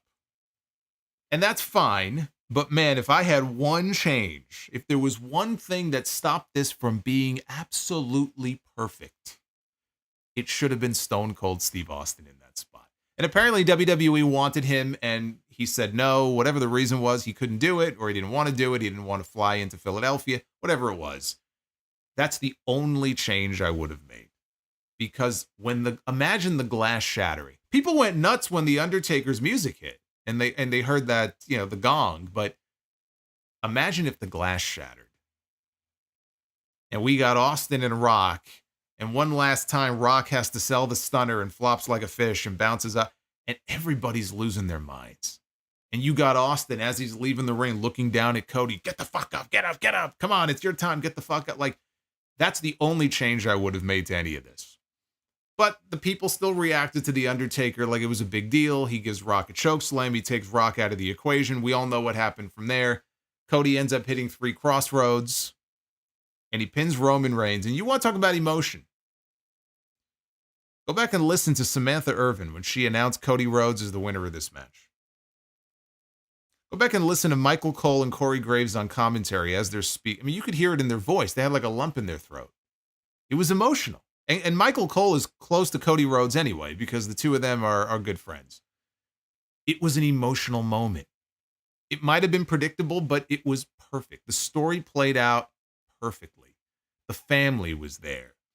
And Brandy was there, and everybody else comes out. Cena's already out there, but you got Randy Orton and Kevin Owens and LA Knight. Like, everyone's coming out to the ring to celebrate with Cody. Triple H, he calls him out to the ring. Bruce, we'll forget about that. But it's just this great moment. And it was a great payoff. And after 1,300 some odd days, whatever it was, finally, Cody Rhodes is champion, and he finishes his story. How could it be anything else? When that match was over, the word that came to me was fun. I haven't had fun like that watching a wrestling match in forever. That's how I judge it on this list. There's so many matches on this list that are technically just outstanding. How do you separate one from the other and say that this is number 1 and this is number 2 and this is number 3? It comes down to emotion. The top 5 matches all had that. This match right here is my number 1 match of the year. And that's your top 10 for 2024. 5 matches for Will Ospreay in the top 10, 3 for Bryan Danielson, and then 2 matches apiece for MJF and Swerve Strickland. So not bad. Not bad. But those are the ones who made the most appearances on the list. We're 2 minutes away. We got 2 minutes. 2-minute warning. Until midnight. See, I made it just in time, just before the midnight drop. We got the list done. There it is. See? Timed it perfectly.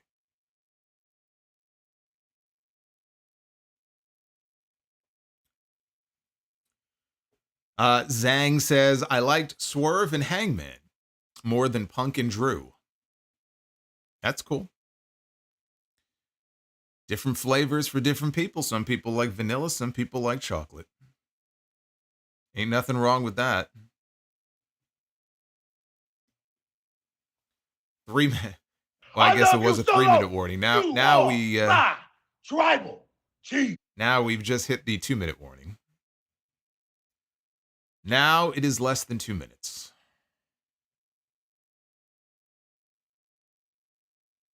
Got my honker here. There you go. Oh, man. You know, sometimes it's just the cheapest things that are the most fun. $1.68 that thing was.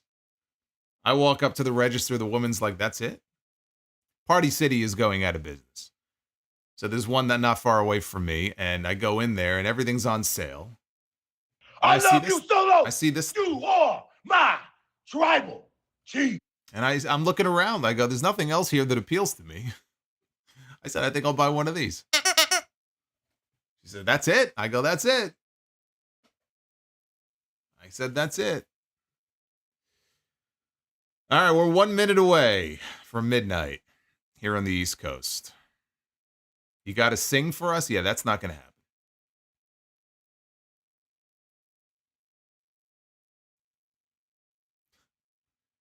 Should have been $1.69. Damn shame, missed opportunity. No, it was 4 cents off.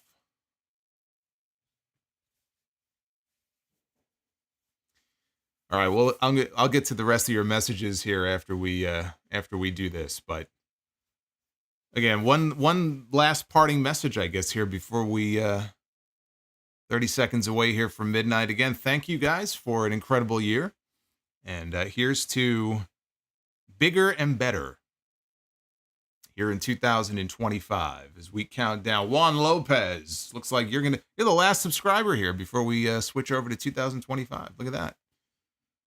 Welcome, Juan. 10 seconds away. 8, 7, 6, 5, 4, 3, 2, 1.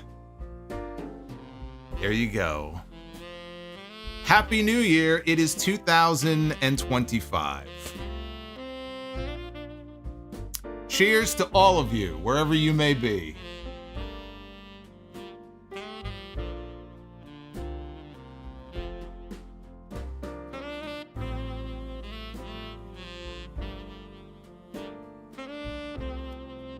Oh, we're going crazy in the chat. Going crazy. It sounds like I'm in a war zone outside. I don't know how it is by you, but it is a war zone. We got the confetti falling here. It's a brand new year. We're starting fresh now, clean slate, 2025, man. That's the way it is. I got my honker right here. There you go. I think I'm enjoying this thing a little too much here. I'm going to have some fun with this. But yes, Happy New Year to everybody, and it's been another fun stream so far tonight. Let's keep it going. Let's keep it going. All right, that's enough of that.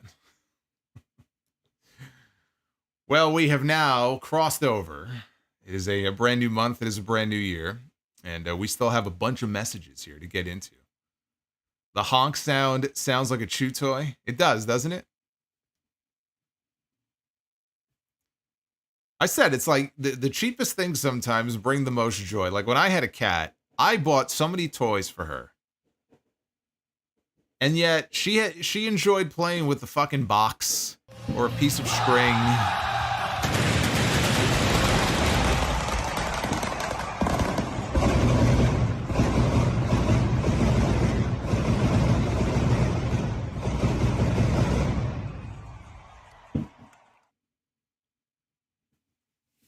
Wow. Oh, it's a direction you can fuck. Wow.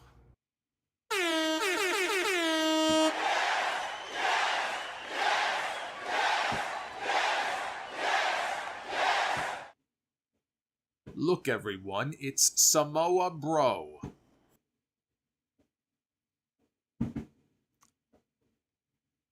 I don't even know what to say to that. Boots just dropped a $500 super chat. The first big bomb of 2025. Yeah, Kaboom is right. Kaboom is right. Marvin the Martian wanted to know, there was supposed to be a kaboom. Where's the earth-shattering kaboom? There's your earth-shattering kaboom right there. Wow. Boots, my God. I don't even know what to say to that other than thank you. Boots is one of the hardcore diehards that is with us all throughout the year.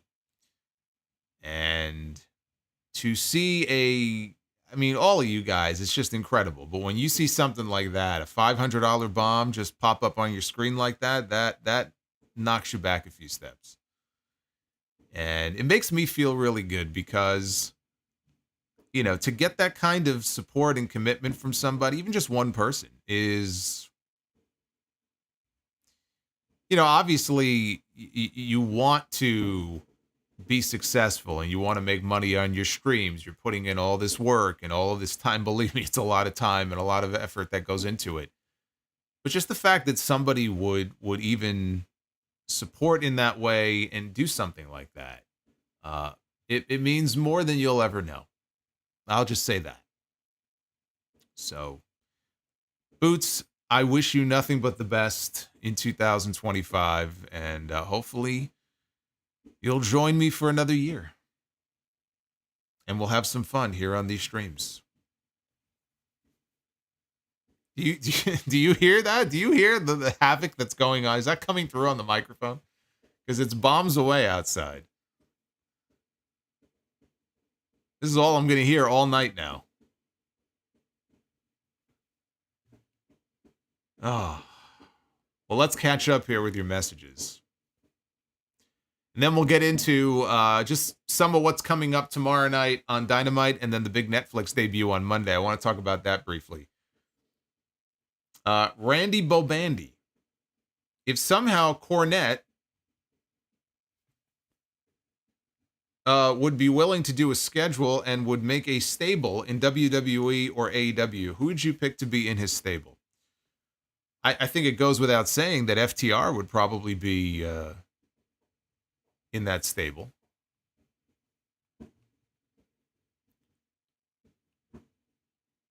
So, I mean, FTR and, well, if it was going to be FTR, he would have to be in AEW, so he couldn't have Punk.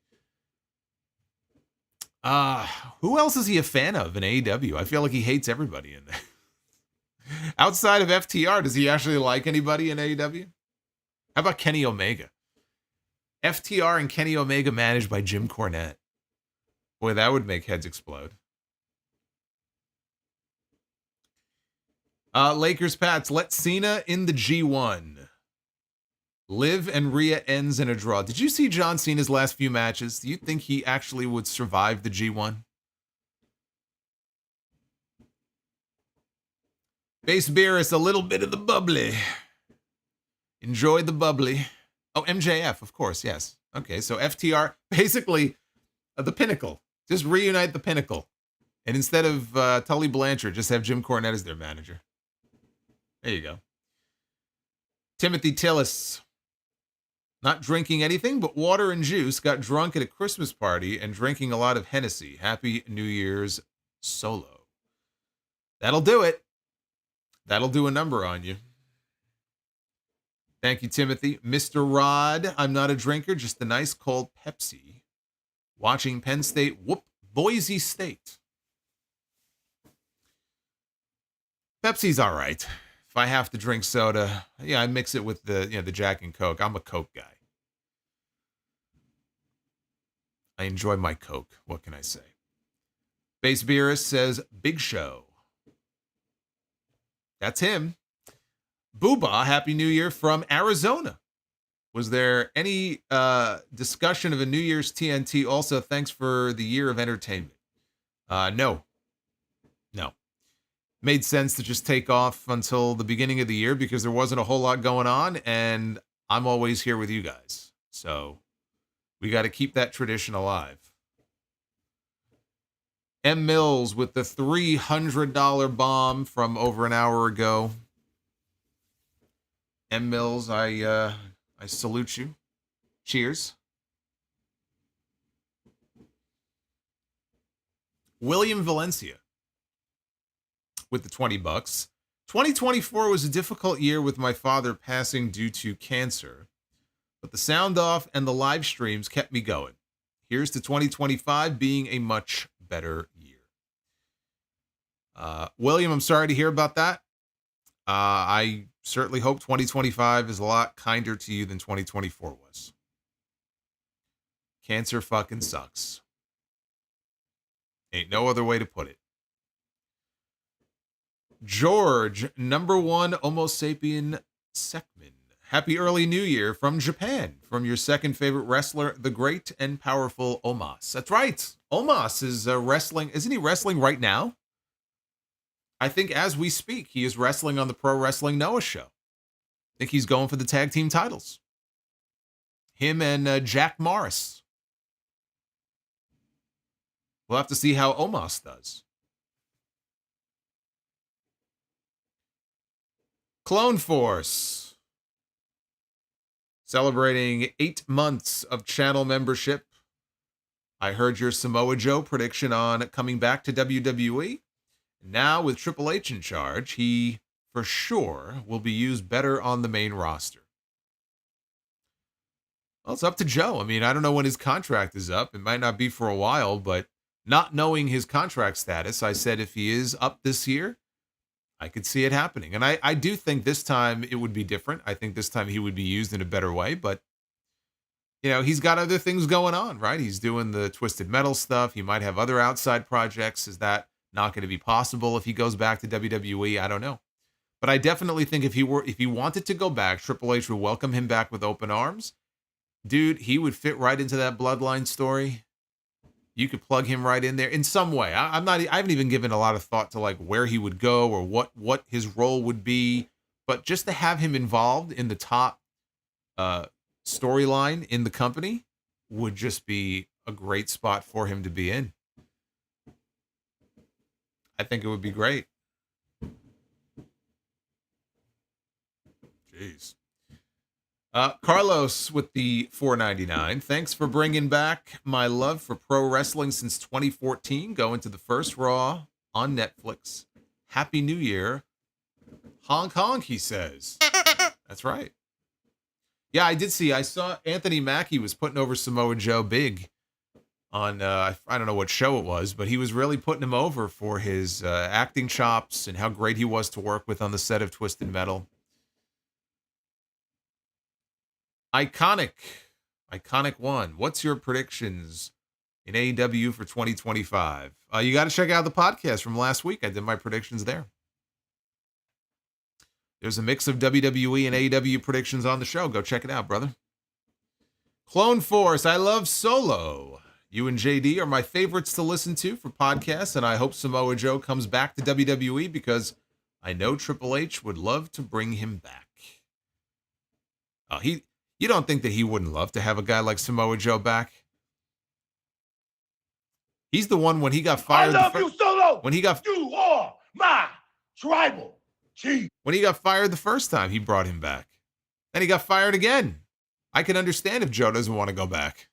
They fired him twice. But Triple H would definitely know how to use him in a way that Vince McMahon simply didn't want to.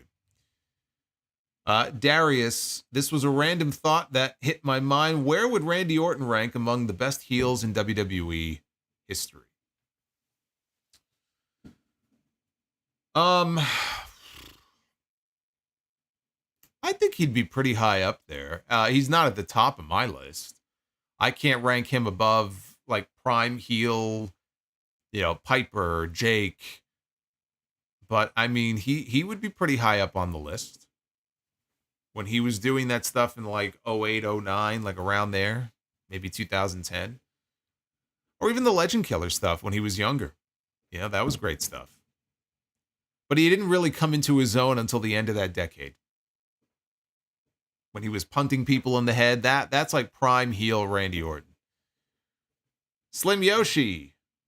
Tonight, Raw leaves Peacock, so I decided to watch Cena versus Punk, February 2013. My favorite Raw match ever. What is your favorite Solomonster? My favorite Solomonster is me. Oh, you mean what is my favorite Raw match?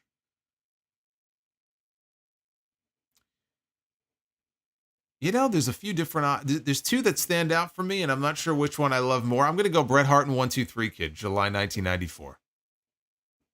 I think it was July 11th, 1994. They uploaded that match to the Vault channel a few weeks ago. I just watched it recently. I was hoping they would include the footage that didn't air on TV. Apparently that match went a lot longer in the building, and what we got was an edited version. I was hoping they would include the extra footage, but they didn't. It's just a fantastic match. I think I would go with that one. But the other one I was thinking of is Austin and Triple H against Jericho and Benoit in May of 01. And we'll never see it again, but what a great fucking match that was. What a great match that was. Chris Manson with 44 months of channel membership. Happy New Year's to the Sound Off family. So he is spreading his Happy New Year cheer to all of you. Temjin Black. At my job, my boss called, and the automated line had jokes. One of them was, "Did you hear the joke about the peanut butter? I can't tell you because it will spread." Sidro, was that you? That's the mother of all dad jokes. Luis. Program alert. For those that are wondering what happened to NXT and why Friends is airing right now, NXT will air at 12:30 a.m. on KTLA. Well, there you go. So if you live in the Long Beach area out in California like Luis does, now you know when to watch NXT. Thank you for that program alert. Food Hive, I've missed you guys. What was for dinner, Solo? Food Hive, where have you been? Why do I see you once every 6 months at this point? Happy New Year. It's New Year's Eve. I had Chinese food. I ate a lot of food because that way it'll soak up all the alcohol. AJ Files, Happy New Year, Solo, working on an edit of Punk versus Seth's promo. Oh, that's very cool. I enjoyed your last edit. Happy New Year, brother. Mo with the $10 super chat. Buy or sell on better total package wrestler, Kurt Angle or Randy Savage. They both embodied what the perfect pro wrestler should be. You know, they really did. Kurt could do it all, man. I mean, he could be serious. He could be funny. He could work his ass off. He could work well with bigger opponents, opponents that were the same size. He could do it all. I got to go Randy Savage, though. Randy Savage, to me, is the perfect embodiment of all of the qualities that you would want to look for in a professional wrestler. In his prime, he could work his ass off in that ring. He could bump his ass off in that ring. Heel or babyface, it didn't matter. And like Kurt Angle, he could play both roles. He could be a babyface. He could be a heel. I think he was better as a heel, but he could do it all. He wasn't funny like Kurt was. So, I mean, Kurt might have that edge to him, but Savage, as far as his appearance and his gear and how colorful he was and how colorful his promos were, definitely gets the check mark in those two columns. He was the perfect embodiment of what a pro wrestler ought to be. He was great. When I think of who fits into that category and who would I put at the top of the list, I think of Randy Savage. Cannot vote against Macho Man. Now imagine in their primes a Macho Man Kurt Angle match, okay? Chew on that. Maybe one day we'll hit that and be the booker. By the way, we hit the other Super Chat goal easily. And so we're going to be doing 4 rounds of Be the Booker tonight. 4.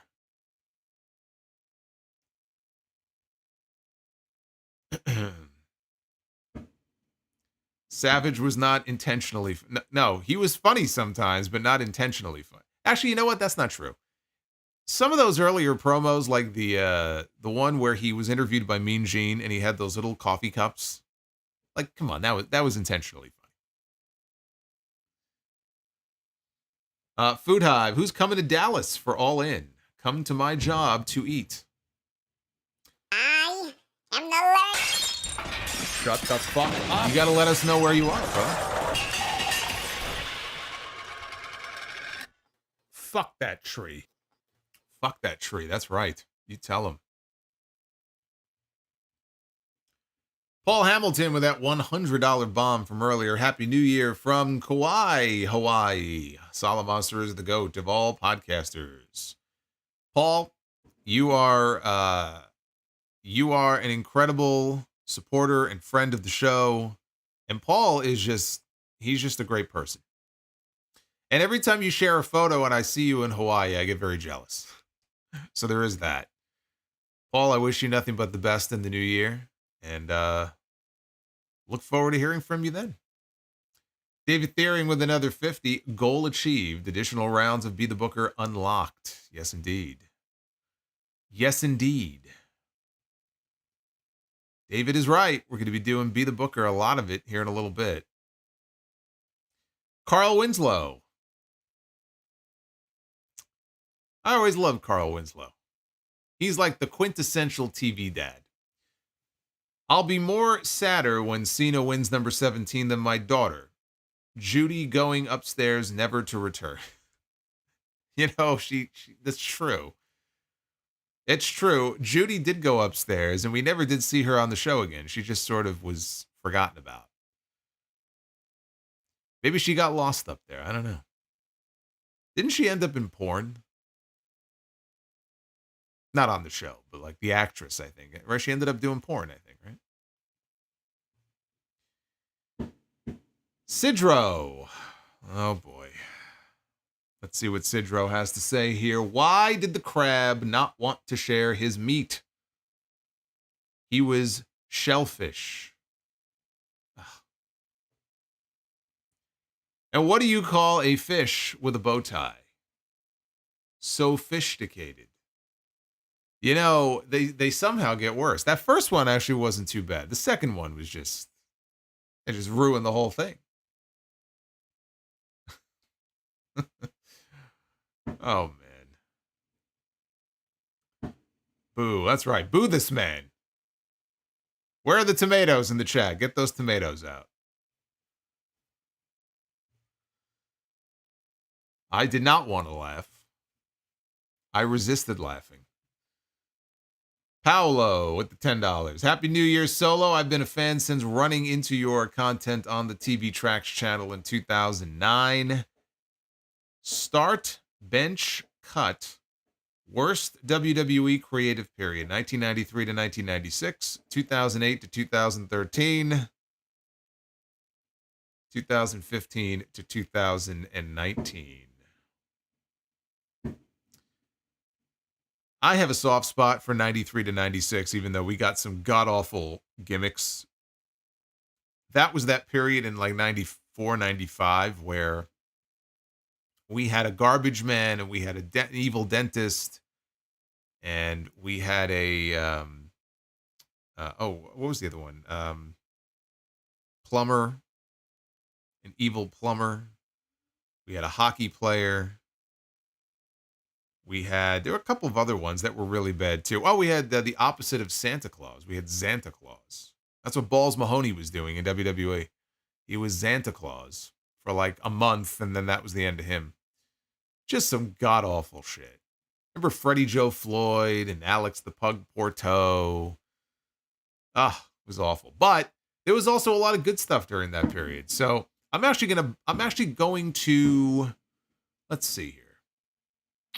And I think I'm going to buy on that. And I'm going to bench.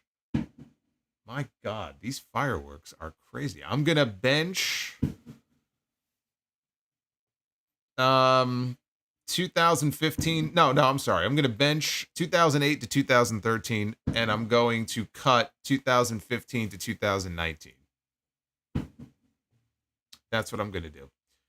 Kingaroo, I love you, Solo. Happy New Year. Looking forward to what 2025 has in store for you and the channel. Thank you for making my days brighter. Well, that's very nice of you.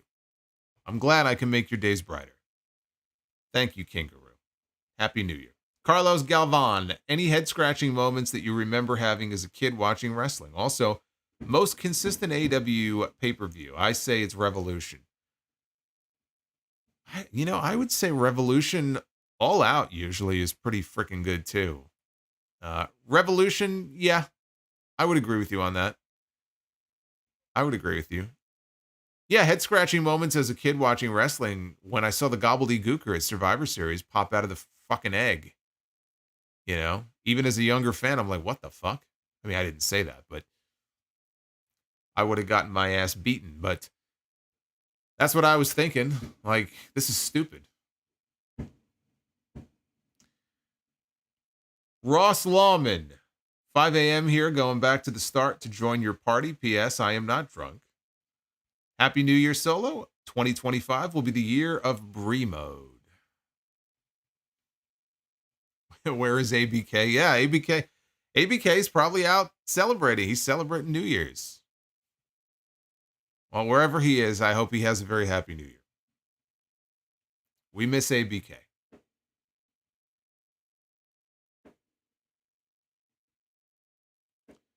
David Thiering renewed his channel membership 7 months and counting. Are we trying to give Solo nightmares in 2025 with the learning tree? Hasn't he been traumatized enough by CBK on Hog? I still have nightmares about that. The Mount Vernon kid, my brother and I live in Mount Vernon, New York, so I meant the New York show. Well, yeah, okay, well, I guess, yeah, the Mount Vernon kid, I guess. I don't know why I didn't put that together. Well, January 25th. Don't watch Saturday night's main event. Come out to the Hog show. That's where I'll be that night. Base Beer says European title on Regal looked great. Yeah, European title was a good-looking title. Jared Ransom with the 1999. Drinking Ames Lager to support my Iowa State Cyclones. Thank you for being the voice of wrestling reason for me this past decade. Happy New Year to everyone. Well, enjoy your lager. That sounds pretty bitchin'. Happy New Year, Jared. Thank you for the love. The Juliet 316 with a 1992. Happy New Year. May all of your 2025s be better than 2024s. Hopefully the learning tree dies in 2025.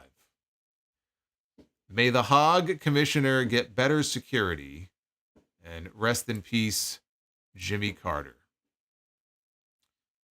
Yes, indeed. I am going to have to work to get better security. We're going to have to beef up security in 2025. That's a good call. But the Juliet, look, I want to wish you as well a very happy New Year. Another one of our diehards that we see pretty much every stream, every week. He is with us.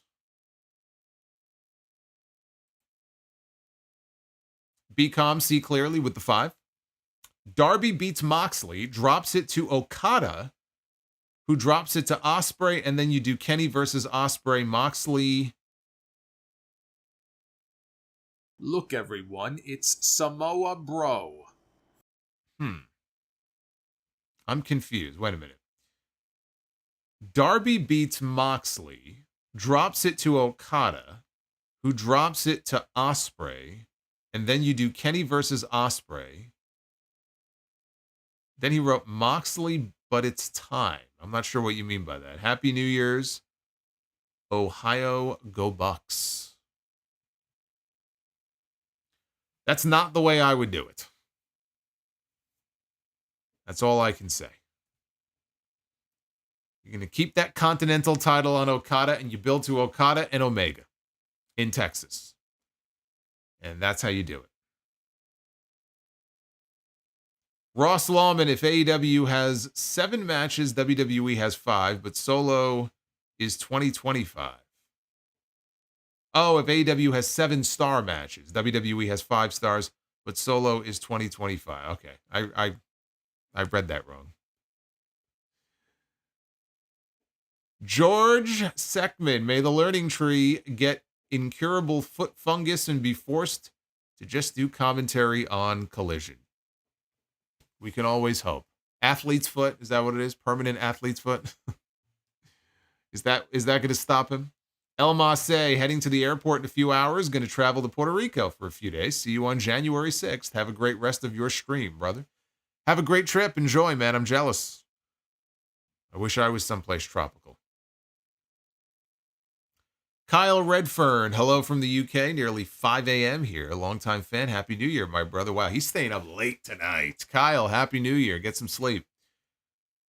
Levi Letova with the channel membership. I'm about 16 hours into the future. Happy New Year all the way from down under. Take care, Solo. Yeah, you're way ahead of us. Well, Happy New Year from all the way up here to all of you down there. I wish you nothing but the best. WWE Iceman, 96 V12. Been a tough year for the family and me, but I know we've all gone through our stuff this year. Just wanted to say, Solo, you are one of one. Keep being you. Iceman, thank you. Bigger and better, brother. Tuxedo T Servo, there you are. Thank you, Tuxedo, for the 15. Happy New Year. Lou Thompson with the 9.99. Happy New Year, Solomonster. Been following since TV Tracks. At 38, I will be attending my first Raw show, so long overdue. What was your first Raw show that you went to? My first Raw show was July 13th, 1998. It was at the time, it was the Continental Airlines Arena. It's the Meadowlands. It's out in New Jersey. I won luxury box seats from a local radio station. So I was up in one of the boxes. And the boxes there, they weren't like all the way up. So they were kind of like mid-level. And so I had a great view of the ramp and everything. And the first person who came out when Raw started was Shawn Michaels. And it was his first appearance since WrestleMania 14. And he came out to do commentary for the show. But that was the night we had wrestlers come into the box. I met Owen Hart. Foley, this was what, 2 weeks after after King of the Ring when he flew off the cell. He looked pretty beat up. Mark Henry, Luna Vachon, all very nice. They probably spent a good 20 minutes with us. Then they would go from like box to box. This was like the hour before Raw started. They were taping some stuff for whatever the shows would have been. It's a great experience. You know, to be able to meet them and just take in all the pyro, Raw is War. I mean, every week it was like a party. So I'll never forget it. I still have my ticket stub. July 13, 1998. Kingaroo, which match would you rather see? Prime Angle versus Gunther or Prime HBK against Will Ospreay? I love you, Solo. Thank you for all that you do. Ooh, man, that's tough. Those two matches, man, would be badass. I'm gonna go HBK and Ospreay, but Gunther and Angle, man, that'd be fucking amazing. Ross Lawman, who cares who is first, second, third? We had an amazing year. There you go. Ed Swoggle, 2 more hours away for us. Happy New Year, Solo. Happy New Year, Ed. Wishing you all the best. Be calm, see clearly. Can we be the booker? And Look at Richie Rich over here dropping all this money on me. Hey, I just want you to know, I think you rock. I don't mean the rock, a rock, you rock. And I just wanted you to know that. oh, we had Fahad. Fahad is coming in with a $120 super chat. We haven't heard from Fahad in a while. Fahad, Happy New Year, my friend. What is going on? Happy New Year, he says.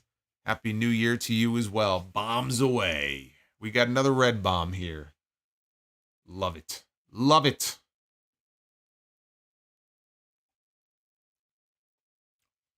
We got all the primetime players with us tonight popping in on the stream. Love to see it. Boots with that $500 bomb from before, man. My speech was missing. I had no speech. You left me speechless. I love you, brother. David Thiering, 2025 says to 2024, off is the direction that you can fuck. Happy New Year to all. Yes, indeed. Well said. I love you, Solo. You are my tribal chief. Thank you, Antonio. Happy New Year to you as well. There's Bliss Fan. Hey, Bliss Fan, Happy New Year. Boots, is that new, or are you talking about the one that they put up weeks ago? The one where it was like Undertaker matches like from the Mortician days. I watched that whole thing, by the way. I love that period, that original period of The Undertaker. I love it. So is this something new? Because if it's newer shit, I don't really care. I'm all about the old stuff, so. Ryan Awesome. Happy New Year, Solo. Been a fan since 2018. I was listening to Sound of 894 at work, and I was holding in my laughter when you did a Vince McMahon voice impression. My coworkers were looking at me like I was crazy. WWE. We put smiles on people's faces. WWE, WWE. That's what he sounds like. Sounds like he's half dead when he speaks.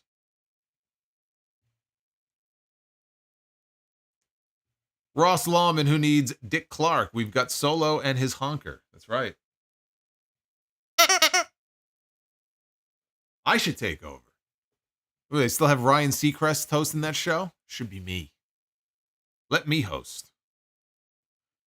Zizu gifted a channel membership to Hollywood Guy. Thank you, Zizu. And Hollywood Guy, welcome to the club. Tonga Loa Superfan is with us. It was a banner year for the WWE and Solo. I wonder if it has to do with a certain Tongan wrestler who debuted this year in WWE and was featured prominently on your streams. Coincidence? I think not. You know, I think you're onto something here. I think you may be right. May you all find love in your life and gaze upon their beautiful eyes in the way that Tongaloa fan does to Tongaloa. We'd all be happier for it. Tarnish Kakarot, if by some miracle Tony Khan steps away from creative, who would you have as head booker? He is not going to do that, but I would love to see Scott D'Amore get a shot at it. But he's got his own thing going on with Maple Leaf Pro. Joseph Stewart, Happy New Year, Solomonster. Where would Mr. Kennedy's career be today if he had cashed in the Money in the Bank briefcase on The Undertaker instead of Edge?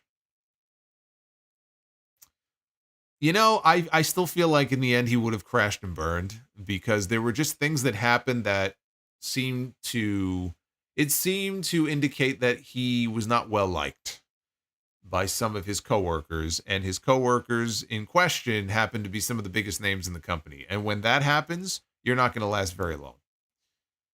Because as I recall, it was Shawn Michaels, it was Randy Orton, it might have been Cena. Like, there were people who may have said things to management, and ultimately that played a role in him being released. Him winning the world championship and having a run, I don't know that that would have changed that. So it's one of those what ifs we'll never know for sure, but I still feel like he probably would have ended up out of the company. That's just my gut telling me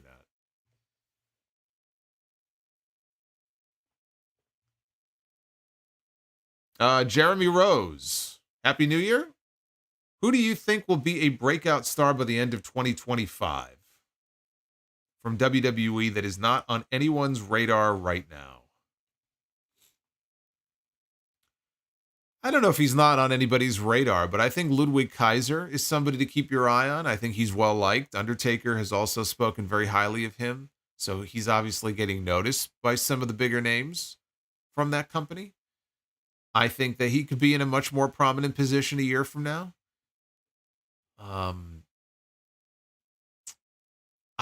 I would love to say Chad Gable's going to have a breakout year, but I've been burned by that before, so I'm not dumb enough to sit here and think it's going to be any different. I hope it is.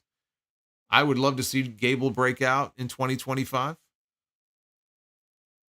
So those are a couple of names. Styles fan says it's still 10 o'clock. Well, where you are, it might be. What are some good Nick Nemeth matches to recommend? So are you not including any of the Dolph Ziggler stuff, just Nick Nemeth? He had some good ones in New Japan. In TNA, I haven't seen all of his TNA matches, but I know he's had some good ones. We actually had him in House of Glory against Vikingo a few months ago. That was a pretty good match. I don't know. I can't tell you what specific TNA shows, they would be from. I just haven't been following all of his recent work well enough to tell you what shows to pick out and watch.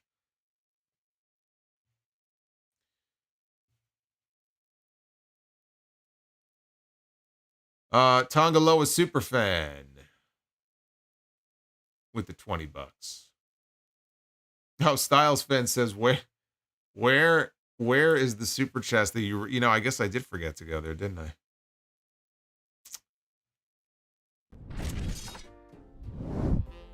I forgot to do that. Well, here we are. We're on the super chat screen. Sorry. I forgot. Now we're here.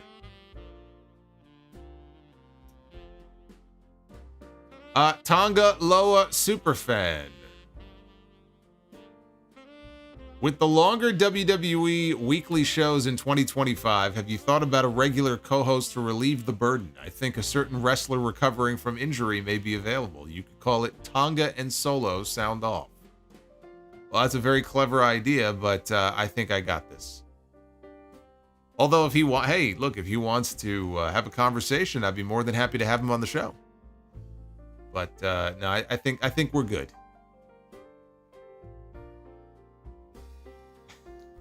Too much Jack and Coke? Could be.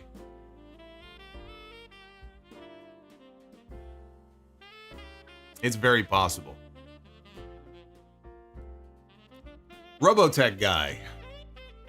Glad I can make Solomonster laugh hard on a live stream. Tony Khan having muscle mass. I remember that one. Well, that wasn't that the night he took the bump, right? He took the TK driver from the Elite. Yeah. I don't remember what the context was, but I did mention Tony Khan and muscle mass, and somebody in the chat they just said muscle mass, like in all caps, and I'm like, you know what? You're right. You're right. That's not the first thing I think of when I think of Tony Khan.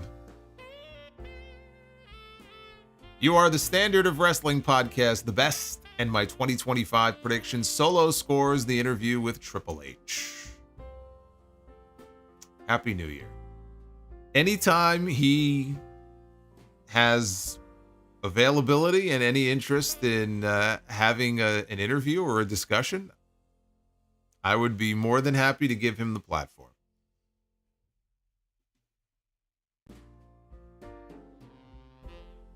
Daniel Malcolm, Happy New Year Solo. Much appreciative of all the work that you do. Travel between Chicago and Jersey. Hope to catch a hog show in the new year.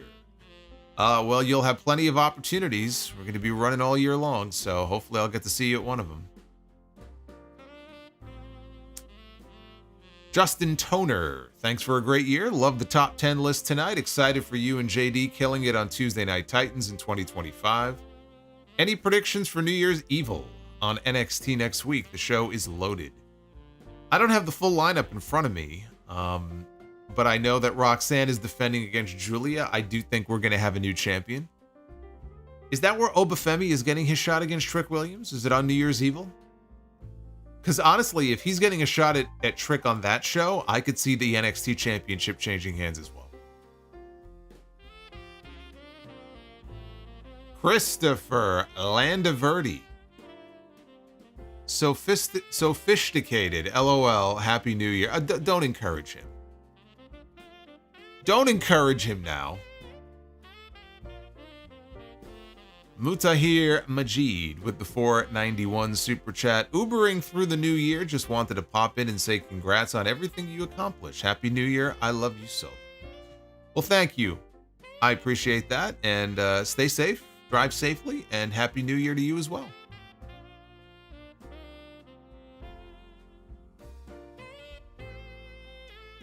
Retro KOH, sell, set on fire, or wood chipper. Oh boy, we're getting violent now, aren't we?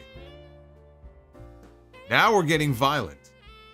Watching Seth against The Fiend in the cell, going out to Times Square tonight, or camping in the Australian outback.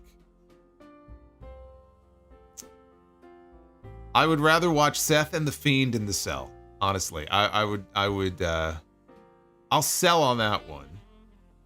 I'm going to set the Times Square trip on fire, and I'm putting the Australian outback in the wood chipper. I want no part of that. I don't even like going camping here. I'm not a camper. I'm not a happy camper. Chris Lloyd, F. Marry Kill, Julia, Io Sky, and Stephanie Vicaire. Oh my God.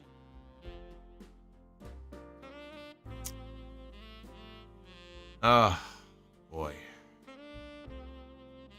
Man, oh man. You stumped me. That's a tough one.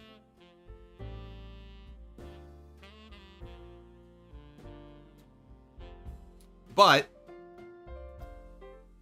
I am going to... Oh man, that's tough. That's really tough.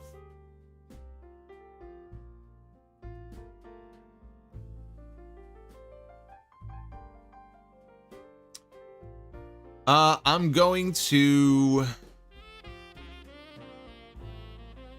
marry Julia, and I'm sorry, but I'm gonna have to kill off Io. I love Io, but we gotta kill off Io.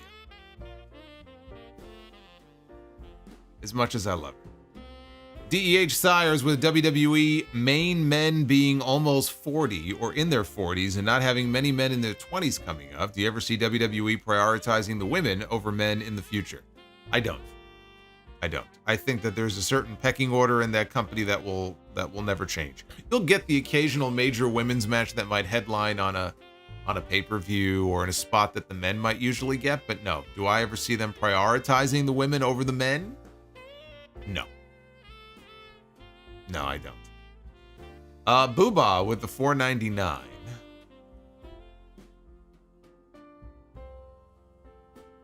Says, Jim Cornette's show is great. I love his stuff, and his co-host is very funny and seems to know his stuff. What is your opinion on Bryan Last? Do you know him? Do I know him personally? No, I know of him. I don't know him. I've never met him. All I know is that every time that I am in the top 3 wrestling podcasts in the country on Apple Podcasts, fucking Corny is right there blocking me from the top spot. I'm nipping at his heels. I'm right there, and he's always there in that #1 spot. One of these days. But hey, it's a good spot to be in, right? Marco with the 1999. Happy New Year, Solomonster. 2024 moment of the year for me was Cleveland getting SummerSlam. Never thought our city would get a stadium show. Hope great things for your show in 2025. Maybe I'll get a stadium show. We can have a stadium sound off. I Am Batman just renewed his Sound Off Legend membership. Look at that. Even see, you got no excuse now not to become a channel member because we have Batman and not only a channel member, he's on the top tier too. So you got no excuse now. The Juliet, I'm a she. Oh, did I say Happy New Year, brother? Happy New Year, sister. It's a sausage fest in here, so I obviously I misread that one. Happy New Year all the same. Sidro. Oh no. What did one ghost say to the other? Get a life.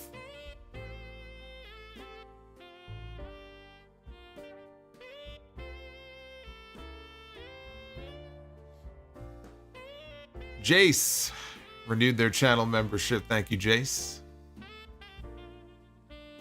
Yuri, Happy New Year to all the Sound Off fam. Wish all the best in the new year, and thank you, Solo. If Piper was active now, who is his foil? Oh man, MJF and Piper? How about that? See, but they're too much alike. So I guess he wouldn't really be the best foil. I think the best foil for a Piper is someone like Hogan, who's like that white meat babyface. Probably Cody, you know? But Cody, Cody wouldn't be able to hold a candle to him on the microphone. In terms of promos, I would love to see Piper and MJF go at it. I just don't know if he'd be the best foil for him. You know, if Piper was a great heel, you want a great babyface on the other side. BCOM, see clearly, it's time for Moxley to drop the title I meant. Oh, well, I agree with you on that. Jim Cornette chiming in with $1.99. Uh-oh, he heard me. Will Vince get a tribute when he passes away? Yes. Yes. I don't think they're going to be able to ignore that. Fahad with that $120 bomb. Man, Fahad, thank you. Happy New Year to you as well. I will see you in 2025. Ross Lawman. Hardest choice of 2025. Eliminate from history. Miss Elizabeth and Katrina or podcasting? Let's find out who Solo loves more, us or the women. I think Solo loves money more than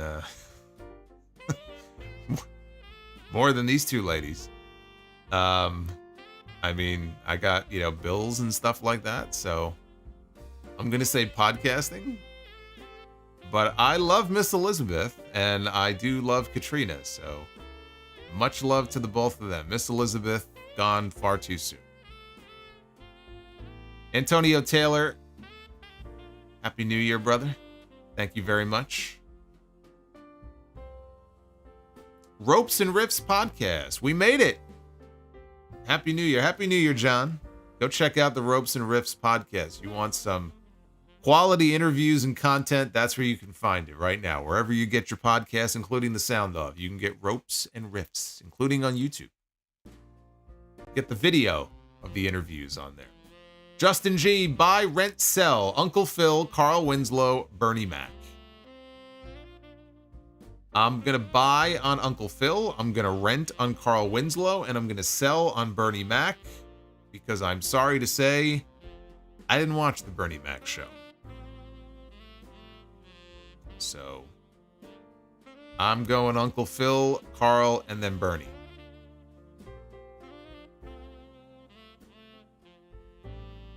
BCOM, see clearly, my bad, Solo. I'm higher than Percy Angle. You mean Perk Angle? Well, you are high. Percy Angle? What the hell's wrong with you? You need to sober up, my friend. Percy Angle. Chaotic. Happy New Year. We hung out in Jersey City tonight. Had a blast. Seemed more lively than Times Square. Also, I love you, Solo. You were probably better off in Jersey City anyway. Probably had more fun there than you would have had there.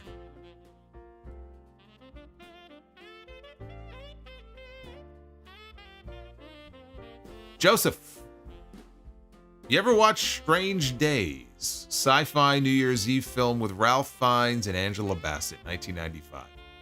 I think I've heard of it. No, I've never watched it though. Is it worth it? Is it worth a watch? Alex, if X-Pac never had that iconic pin over Razor Ramon, do you think his career would have turned out differently? I think so, yeah. I definitely don't think he would have been in the position that he was in when he went to WCW and then he came back and he joined DX. So how different his career would have looked. I think it would have looked very different because it's not just that Razor put him over, it's that he became part of the clique. And if he wasn't part of the clique, then yes, his career would have been very different. Yuri says for the chat, hope everybody everyone's new year carries blessings. I agree. Very well said.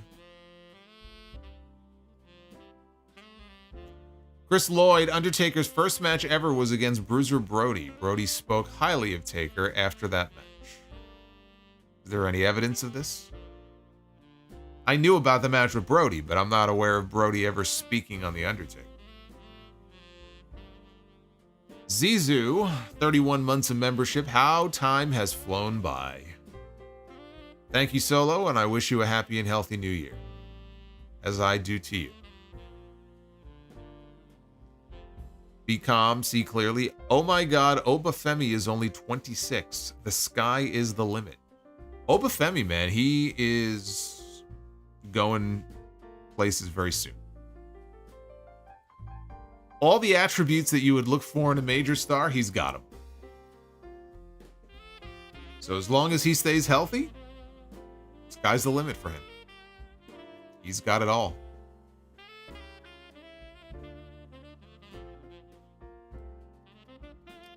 Jim Cornette says, thank you for not being a Triple H glazer like others. Yeah, we don't glaze here. We give praise where it's warranted, and we give criticism where it's warranted. And if you don't like that and that bothers certain people, well, I guess the best way to say it is, I don't give a fuck. Kingaroo, buy, rent, or sell for future Jacob Fatu matches. Jacob Fatu against Braun Breaker. Look, everyone, it's Samoa BRO. Jacob Fatu against Sheamus. And Jacob Fatu against Gunther.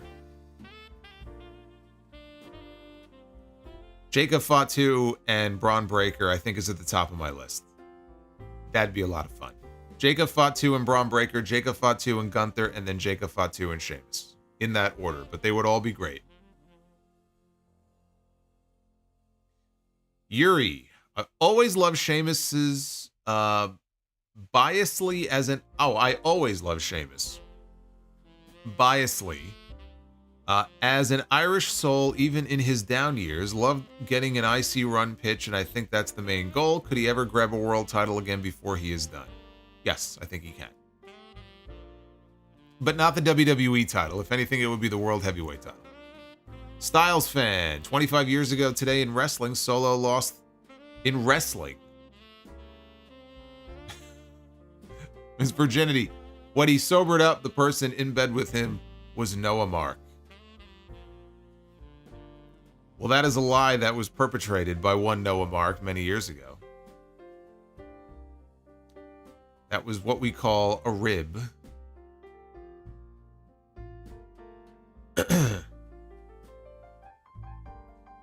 Devin from New Jersey. Any New Year's resolutions? For me, I want to try and get more of my colleagues to watch the stream so they don't have as many terrible takes on wrestling. My New Year's resolution, I don't really like doing that because I just think they're silly. And most people just forget about them anyway.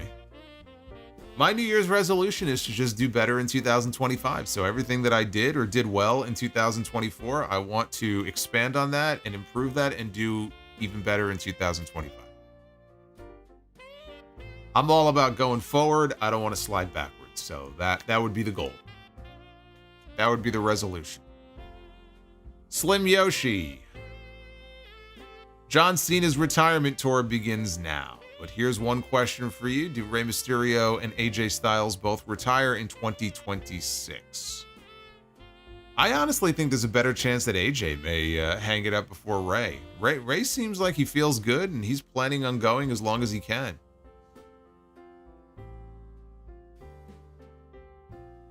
But I mean, 2026, I mean, who knows? Wrestlers say things, they go, oh, you know, I got another year or two, and there was a time, I think, where Cody said he might hang it up at 40, and now he's pushed it back to 45. When Cody gets to 45, it'll probably be 50. You know, I mean, because if you're still making money and having success in wrestling, then why stop? I mean, you could scale back, but you're not going to stop if you're still having success and making money. But why would you? Styles fan, thank you. I'm definitely not answering that one. Tongaloa Superfan, are you doing more to keep your boy Tongaloa relevant than WWE is while he is injured? I am shocked at the lack of Tongaloa discourse on WWE TV. Yeah, they've basically forgotten about the guy.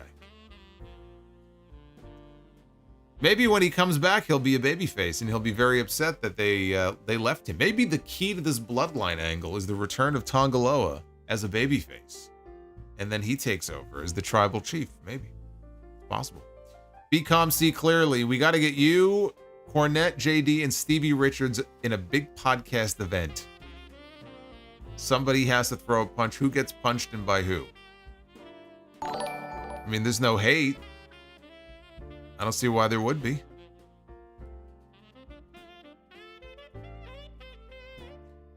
Hey, BG, thank you. Ross Lawman. Did I? No, I think I got Yuri before. Yep, we got him right here. There he is again. Yuri. Oh, wait, maybe, is this the one you're referring to? No, we mentioned Yuri's. We're good. We're good.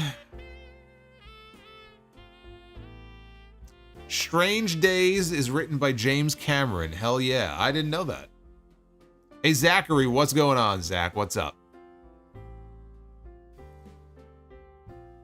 CNM with the 1999 Happy New Year solo. This has been my first full year of listening. Just want to say thank you for all your hard work and dedication. I love coming here after every show. Cheers to another successful year of the Sound Off. I can cheers to that. Happy New Year, CNM.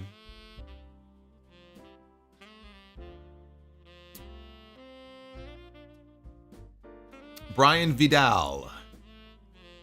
What's your favorite memory of 1995? Getting cable, finally. So I didn't have to ask my grandparents or my uncle to send, record VHS tapes so I can watch it and send them to me. Finally getting cable. And the first pay-per-view at home that we ordered was In Your House, September of 95. September or October? October of 95. Yeah. I mean, I saw all the ones before that, but like as far as at home. So that was a game changer. Corey Blake, Happy New Year. Been watching the podcast for 10 years now. Buy or sell on who you would choose in a fight, Al Bundy or Rick Hunter. Oh, Rick Hunter is great, man. Fred Dryer was great on that show, but I got to go Al Bundy. 4 touchdowns in one game. Poke high. You got to go Al Bundy on that. We had Al Bundy in the main event of Be the Booker, which we still haven't done, by the way. We have 4 rounds of Be the Booker, and we're going to get to that here in a minute. In my eye. Mikey Clayman. Big-time all-star. Austin or Hogan? I say Hogan. Talking about the bigger all-time star. I completely butchered that one. Bigger all-time star, Austin or Hogan? I say Hogan. They were both equally as over, but Hogan's run just lasted longer. It's definitely Hogan. Yeah. It's definitely Hogan. Bender McSimpson, Happy New Year solo. Rate the best wet to frizzy hair. Bret Hart, Hangman Page, Seth Rollins, Mr. Perfect. Mr. Perfect looked like he had a perm sometimes. Like it was wild how it would go from wet to frizzy. I think I would go Mr. Perfect, and then Hangman, and then Seth, and then Bret. I always used to get a kick out of Jerry Lawler and Bobby Heenan talking about how Bret had like a 65-pound oil slick in his hair. Be like, look at the mat. There's like a wet stain on the mat. The 65 pounds of oil that he carries around in his hair. BG, Happy New Year solo. Thanks for the entertainment. You're very welcome. Thank you. Thank you for the love. Yuri, what ceiling do you see for Penta in WWE? I don't see him as a world heavyweight champion, but I could definitely see Penta as an Intercontinental or a US champion. Upper mid card is where I see his ceiling. Chris Manson, what was your women's match of the year? Well, none of them made the top 10. But honestly, of all the matches that I can remember seeing, it's going to be a Mercedes Moné match. It's either the Mercedes match that she just had with Hazuki from the New Japan show a few weeks ago, or it's the match that she had with Chris Statlander at Full Gear. Which is the best match that she's had in AEW, and I think it's the best match Chris Statlander has had in AEW. So, it's one of those two. Ropes and Riffs podcast. I'll give you a fun one. As a fellow horror buff myself, would love to hear you book a small WrestleMania card with movie horror icons and some matches. That would be interesting. I'd have to give some thought to that. Gotta have Michael, gotta have Jason, you gotta have Freddy, even though I'm not really a Freddy Krueger guy. Gotta have Ghostface, right? Pinhead, I guess. You'd have Pinhead in there. Candyman. God, who else would we have? The Blob. Should we put the Blob in there? The Babadook? How about the Cloverfield monster? Gotta have him in there. I fell asleep during the Babadook, by the way. The Data and Boys podcast. Would AEW still be the darling today if 2024 didn't happen to Vince? Would the IWC overlook Tony Khan's bad booking? No, I don't. I think their problems are such that whether Vince was still around or not, people might be a little kinder to them, but I do think that they're just at that point where their problems caught up to them. And the numbers are what the numbers are, and there would still be a lot of those same problems would still exist, and you would still have a lot of the negativity and the criticisms would still be there. But obviously, if Vince was still booking and the product was shit, yeah, some people would be willing to overlook some things. But you just get to a point where you can't ignore when there's glaring issues. You just can't ignore them. You know, the bloom comes off the rose and the honeymoon period ends, and then reality sets in. Whether Vince is still around or not, that would have happened by now. Uffman Entertainment, Happy New Year to you and your family and everybody else and fellow mods holding down the fort. Yes, indeed. Thank you to all of my mods, including Uffman. What is my favorite Ring of Honor match of 2024? I don't really watch a lot of Ring of Honor anymore, so I don't have a favorite singular Ring of Honor match. Athena has been putting in some great work. I did see the match with Billy Starks, even though I don't understand the finish. But I just saw their final battle match, and that was really good. Jericho and Cardona was not. God, is there one Ring of Honor match that really stands out? Not really. I might go with Athena and Billy Starks. You know, I just don't watch enough Ring of Honor anymore like I used to really say or have like a top 5 or a top 3 or anything like that. Nah, maybe. Happy New Year. What are your top 5 funny moments in wrestling this year? I don't have a top 5 funny moments in wrestling this year.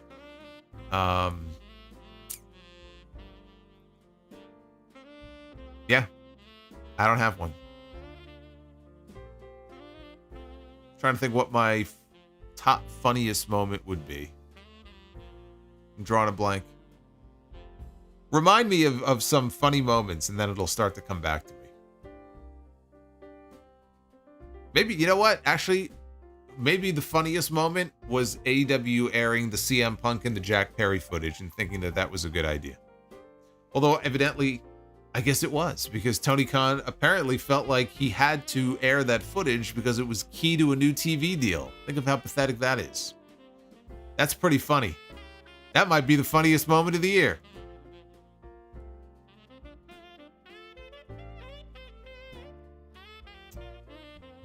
You should do an intergender match for Be the Booker tonight. We could. Maybe we will. Booba. In a hog match, who goes over, you or JD? I go over. I'm the commissioner. I'm going over no matter what. Holiday 197, where would the Roman Reigns, Cody Rhodes WrestleMania 40 match rank in the greatest WrestleMania matches in your view? It is among the greatest WrestleMania main events of all time. Where it would rank in terms of all-time Mania matches? For me, it's pretty high up there, but it's not at the top of my list. You know, I'm not going to rank it above Bret Hart and Steve Austin at WrestleMania 13. You know, or Shawn Michaels and The Undertaker at WrestleMania 25. So it's definitely way up there. I don't know exactly where on the list it falls. But in terms of Mania main events, it's one of the best ones I've ever seen. It was that much fun is what I had watching that match.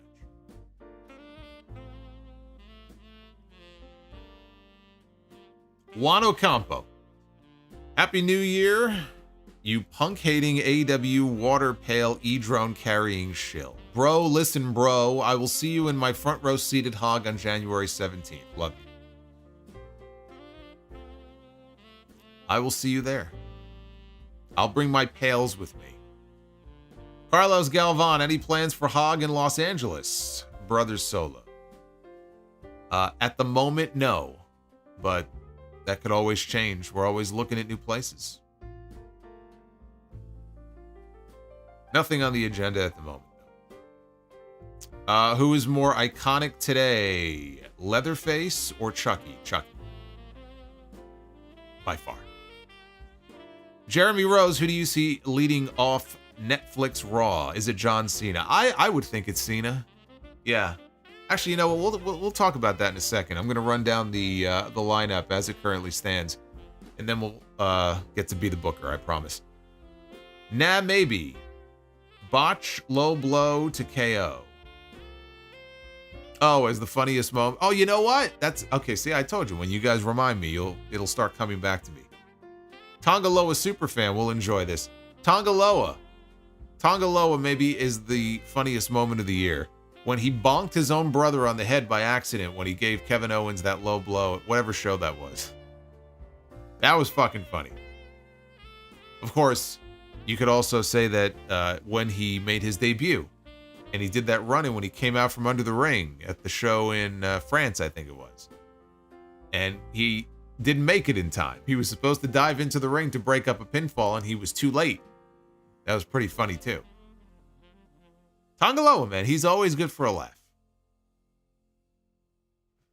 Oz and Glory is rookie Tony Storm calling out Mark Briscoe. Okay, that was funny, yes.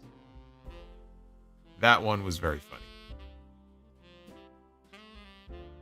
William Valencia, what's your Be the Booker match of the year? Oh my God, probably me. What was it? Me against Goldberg in a Punjabi prison match or whatever ridiculous match that was. There have been some ridiculous ones this year. Styles fan says my Ring of Honor match of the year is Eddie Kingston against Mark Briscoe. What was that from? Was that the show in March? Supercard? Was that Supercard of Honor? And John Gleason, where does Jeff Hardy rank in CM Punk's greatest rivals? He's not in the top 3. I don't know where he ranks on the list. If I had like a top 10, he probably would be in the top 10, but when I think of Punk and Cena. I think of Punk and Drew McIntyre, actually. I think of Punk and MJF. I guess now I think of Punk and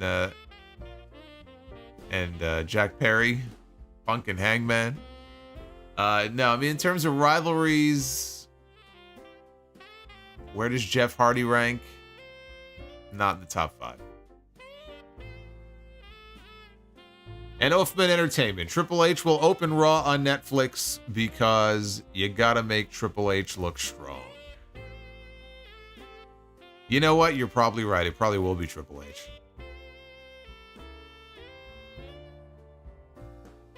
Z Paul Senti with the $20 drop. I love you. Solo Monster. Can we get that shirt on Pro Wrestling Tees yet? Oh, the I love you. So you know what? There's an idea for you. Love G Solo since the TV Tracks days.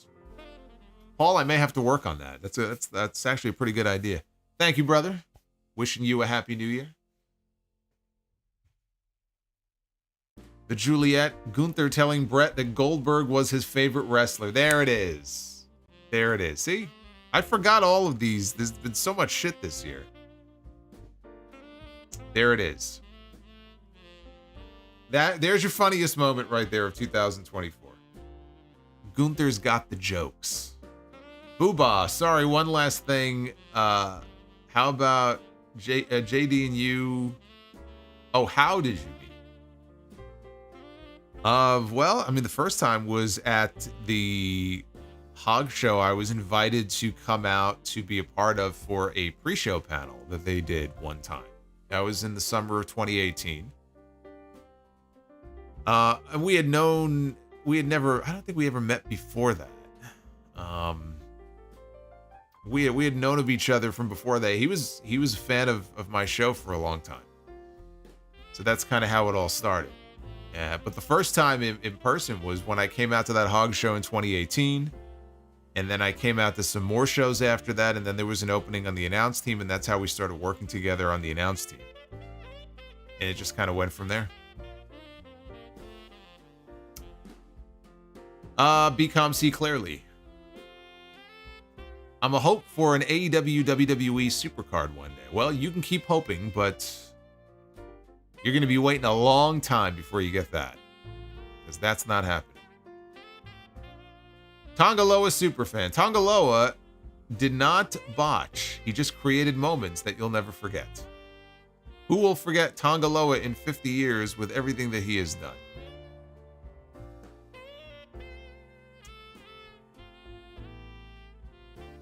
Styles fan, I recommend Cobra Kai on Netflix. Johnny is funny. Everyone tells me it's a great show. I have not watched Cobra Kai. I know Britt Baker apparently is going to be on the new season. And Temjin Black, funniest moment, Santino trying Melina's entrance. Now, that's not funnier than Gunther saying that Goldberg is his favorite wrestler. To Bret Hart of all people. Not even close. Not even in the same stratosphere.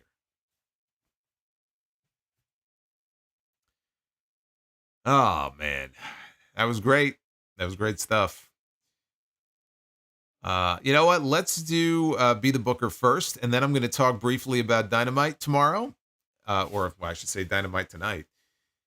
We'll talk about that, and then Raw on Netflix. So why don't we do Be the Booker first, because we're not just doing Be the Booker once. You hit the Super Chat goal. You blew past it. So we're doing 4 rounds of Be the Booker tonight. Styles fan, yes, I did watch Triple H against Tajiri on the Vault channel. It's a long match, too. It was like 30 minutes. It was really good. And there's no commentary, and it's funny, so you can hear them in the ring. And so, like, Triple H will hit a move, and then he'll check on Tajiri. You okay? You can hear them calling their spots and stuff. It's nice to not have the commentary and just watch the match. And apparently Tajiri thought that was the best match either of his career or the best match of his time in WWE. And I had never seen it before. So I enjoy stuff like that. See, that's where the Vault can really be special and separate itself from the main YouTube channel. When they put content up like that, that is rare. That's never been seen before. Hopefully they continue to do that. Justin G, buy, rent, sell. Tongaloa, Camacho, Micah, Donnie Marlowe. Was he Donnie Marlowe? I didn't even know about that gimmick. Of course, look, the rest doesn't matter. We got to buy on Tongaloa. Tongaloa is all that matters. Tongaloa is love. Tongaloa is life. What am I saying? I don't know. Let's be the Booker. Ladies and gentlemen, it is now time to be the Booker. It is time. At long last. 3 hours in, it is time to be the Booker. I'm going to take this off.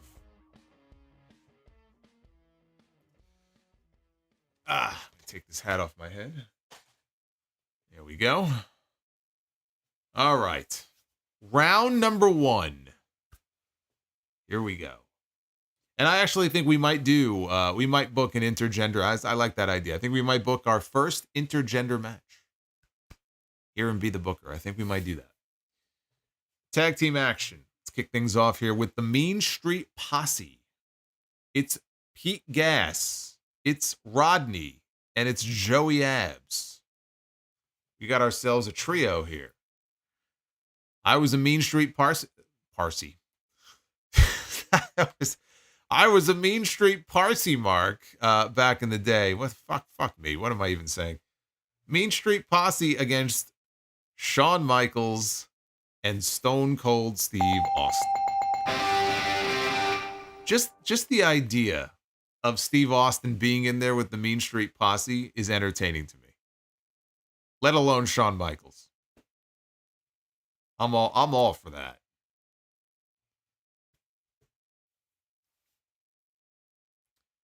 From the mean streets of Connecticut, the mean streets of Greenwich. Mean Street Parsley. All right, women's Be the Booker. We begin. Wait a minute here. Hold on. There we go. Wasn't working. We have Angry Beth Phoenix. Arrgh! Look how pissed off she is. That's the look that she had on her face when she saw Adam Copeland jump off the top of the cage at Double or Nothing. Arrgh! All right, Angry Beth Phoenix. I wouldn't want to be in the ring with her. It's going to be Angry Beth against Rosa Mendez.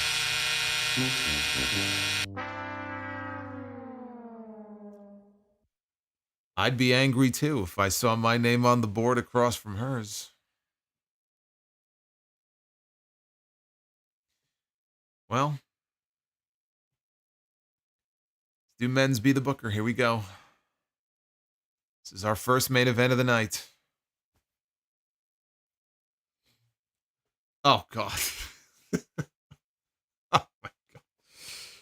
Oh, good thing I didn't just eat dinner.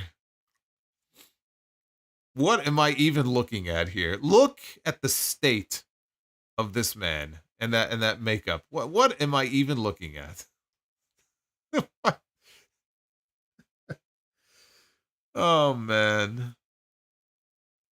You know what? Maybe the learning tree isn't so bad after all. We have, I guess it's the Painmaker. Chris Jericho. Okay, well. The Painmaker, everybody.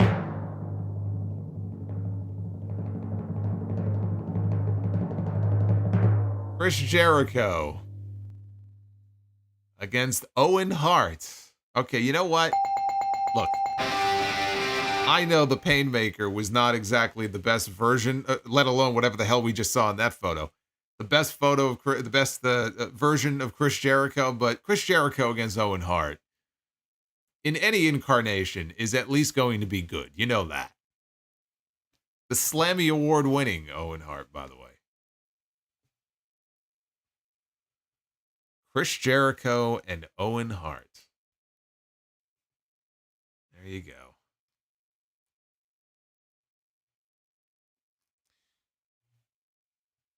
All right, we're ready for round 2. We got 3 more. You're getting a whole card. We're booking our Be the Booker super card tonight. That's what we're doing. We got to get some good ones, right? I mean, it's impossible not to. We got to get a classic tonight. We got the Bang Bang Gang. We got Jay White and Juice Robinson. Going to be taking on the Real Americans, Cesaro and Jack Swagger. That's a good match. That is a good match. Women's Be the Booker. I didn't jinx anything. I just said we have to get at least one really good classic match. That's all I said. Look at this. See? Io Sky. Io Sky, right? It's impossible. Impossible that this will be anything other than a bell. Come on. You got to think positively about this. Io is fantastic. I would love to see Io and Rhea at WrestleMania this year. Io Sky, uh-oh. Maxine Dupree is injured. Spin for a second chance. Okay, we're still good. We're still good. We just have to spin again. It was going to be Maxine. She's obviously unable to compete. So we have to move on. Io Sky is going to take on Io Sky. I told you. What did I say? What a fucking great match that is. Io Sky against Io Sky. Perfect. Perfect. That should be the WrestleMania match. I couldn't bell that shit fast enough. Now that's a match. When you get a mirror match like that, that's a match. That would be a great match. That's right. All right, men's Be the Booker. I don't know that we're going to be able to top that, but we're going to try. We begin with Buddy Matthews.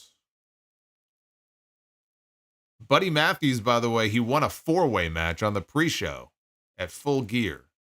We haven't seen him since. Another wonderful Tony Khan booking decision. Buddy Matthews.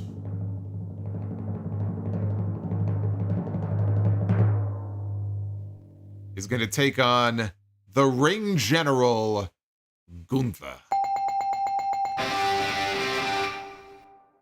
A fine match with international flavor. I like it. I like it. You know what? Before we move on to round 3, we got 2 more rounds of Be the Booker here. We're putting together quite a card here. I hope somebody's keeping track of all this shit, because I already forgot the first round. But before we move on to round 3, let's book an intergender match. Let's just see what happens. Let's just see what happens. We'll start with the women. And we'll begin with Stephanie Vicaire.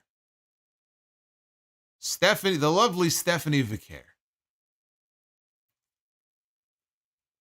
Let's see. Let's see what we come up with here. It's going to be Stephanie Vicaire. It's going to be, this is like an AEW long pay-per-view here. Stephanie Vicaire is going to take on Joe Hendry. Say his name and he appears. I'm picking Stephanie in this match, by the way. Stephanie's going to kick his ass. I mean, there's just a no-brainer. She's going over. She's going over in this match. All right, now we begin. Now that we got that out of our system. Now we begin round 3. This is fun. What other wonderful surprises is this going to bring us here? Let's see.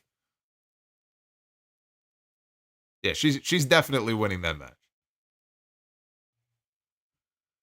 Oh, we got the Wolf Dogs. Braun Breaker and Baron Corbin, the former NXT Tag Team Champions.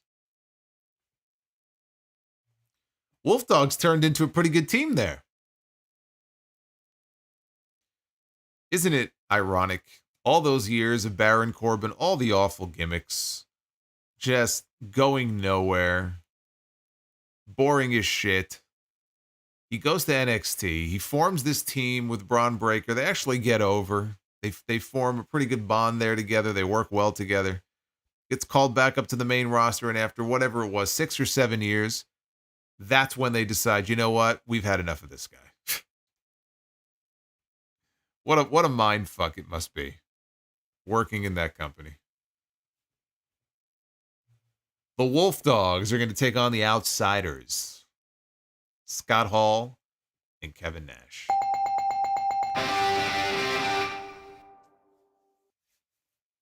Can we throw on some stipulations with the last round? Yes, when we do the 4th round after this, we'll do stipulations for all 3 matches. That is a great idea. All right, well, we got a bell here for this match. The Wolf Dogs and the Outsiders.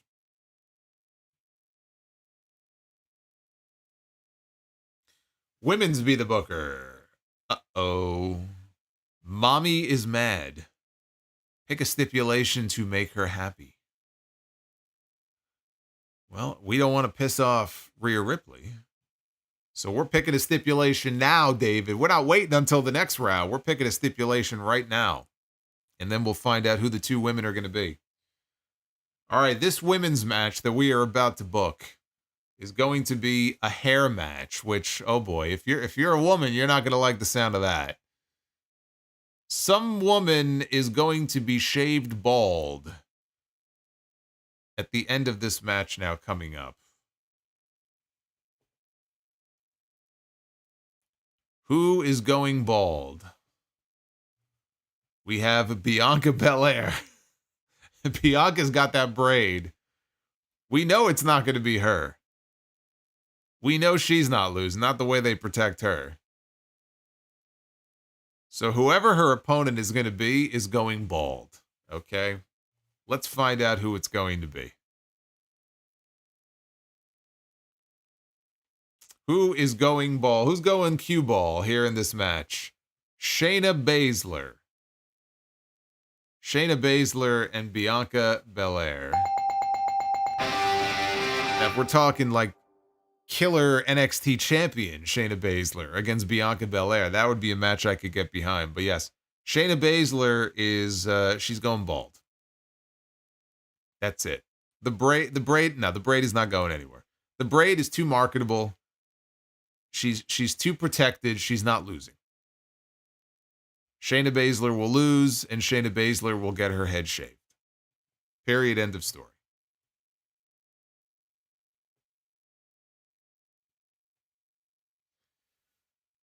All right, main event.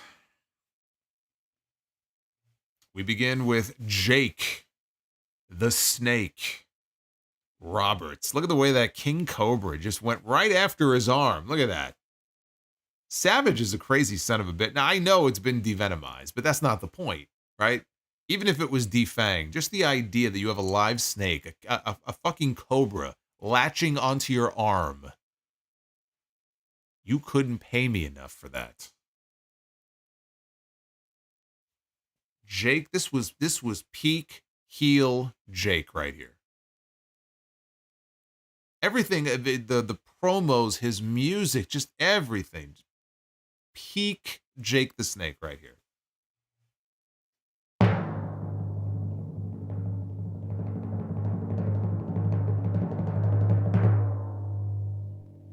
Jake the Snake Roberts against The Miz.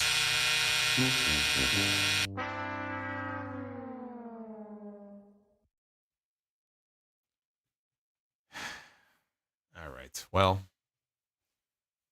we've come to our final round. Round number 4. This is what you guys earned tonight. This is the most rounds of Be the Booker that we have ever done. And we're going to pick stipulations for every single one of these matches now. Starting with the tag team match.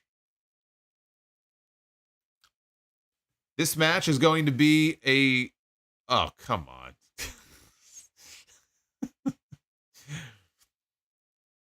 How are you going to do a tag team brawl for all match?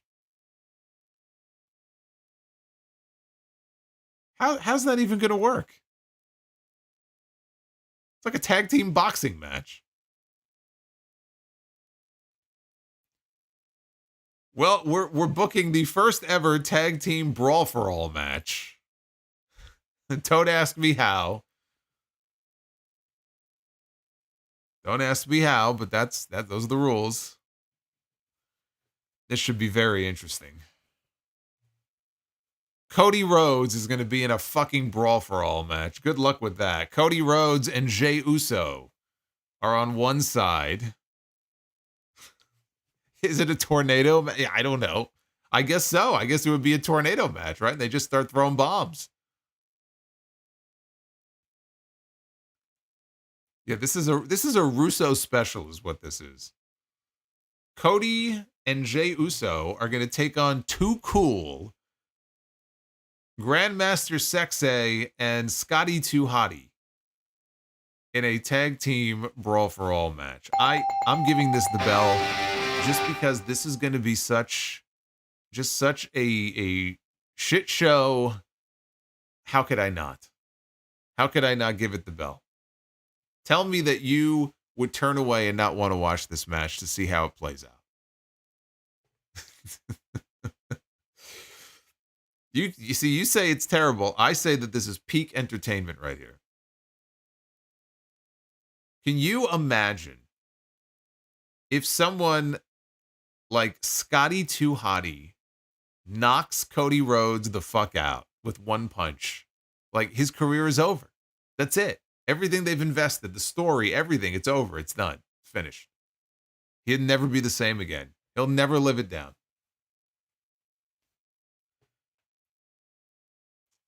It's just not going to happen.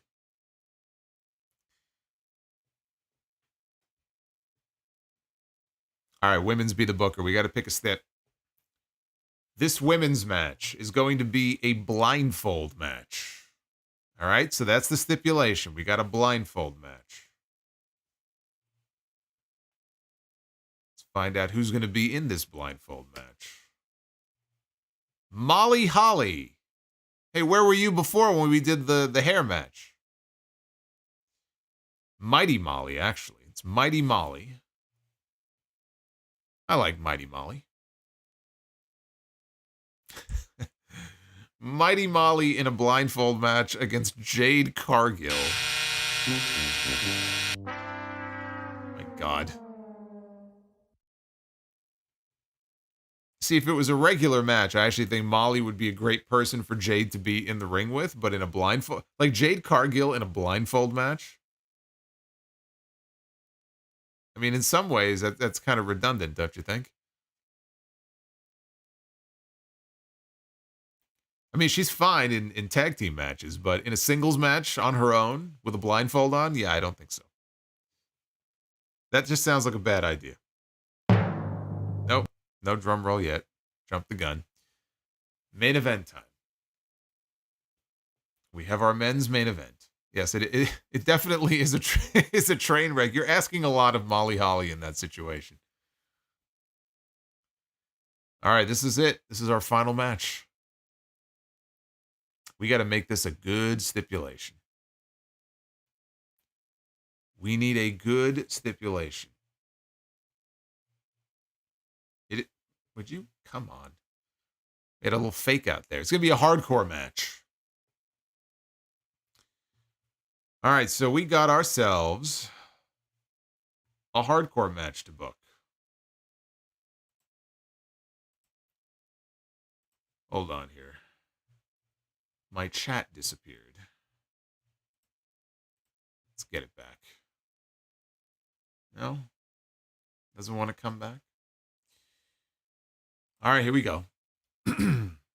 All comes down to this. Konosuke Takeshita. A fantastic pro wrestler. I'll take him in the main event. That's fine with me. Although, he's a great wrestler, though. I don't necessarily need to see him having a garbage match, like a hardcore match, but I'm sure he'll make it work. Takeshita against Braun Strowman in a hardcore match.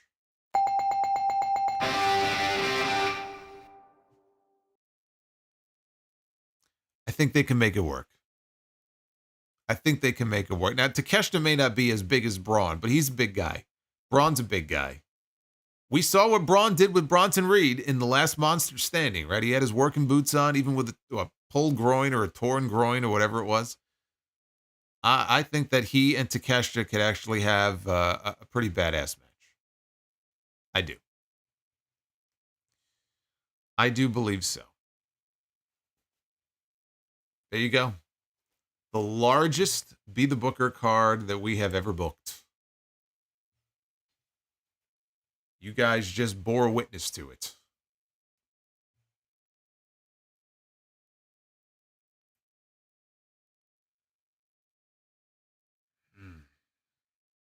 All right, we got more super chats here for you guys to get through. We got to get back to the super chats before we wrap up here. This has been a hell of a stream, by the way. We are already over 90 minutes into the new year, and I have been broadcasting for all of 2025 so far. Do you believe that? I can sit here and say that I have been broadcasting for the entire year.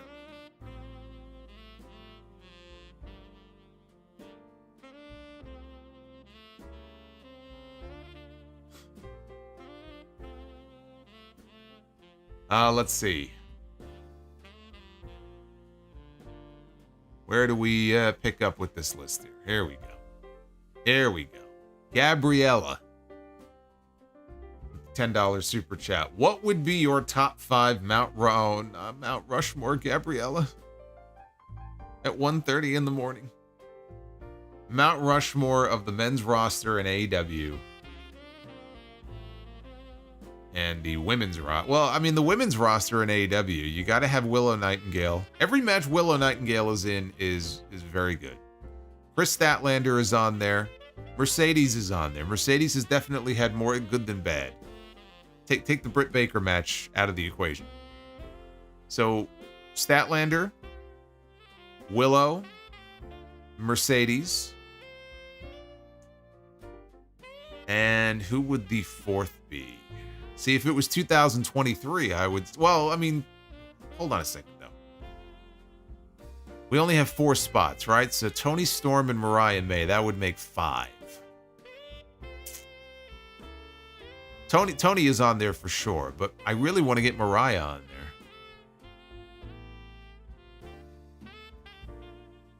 I tell you what, I'm gonna carve out a 5th spot. Can we do that? Can we carve out a 5th spot for Mariah May? Mariah has been a revelation in many ways this year, because she is also consistently very good. So I feel like she definitely belongs on there. I'd want to get her a spot.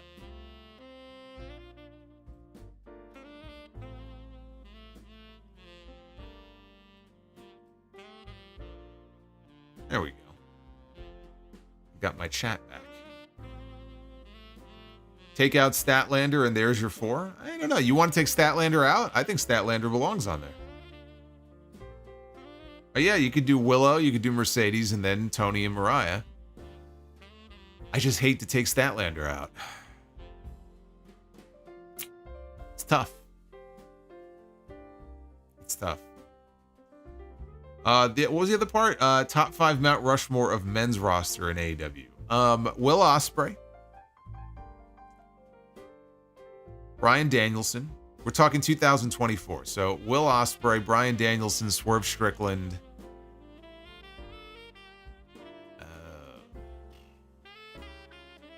And Kazuchika Okada. There's your 4. BCOM See Clearly says, an Ospreay fan said Ospreay could carry Triple H in 2025 to a 5-star match. You know what? He might be right. I'm very, very higher than high, he says. No kidding. I couldn't tell.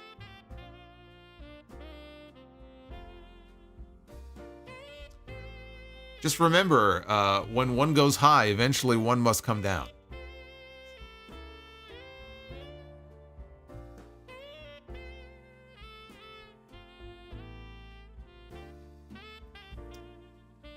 Hangman, yeah, again, it's tough because we're only talking 4 spots here. So, I mean, Ospreay and Danielson are a given. Swerve is a given. Yeah, all right, maybe we'll swap out Okada for Hangman. We could do Hangman. But I mean, the thing is, like, Hangman was gone for a few months there, so I feel like he was very in and out during the year. But yeah, I mean, you could have Hangman in that 4th spot.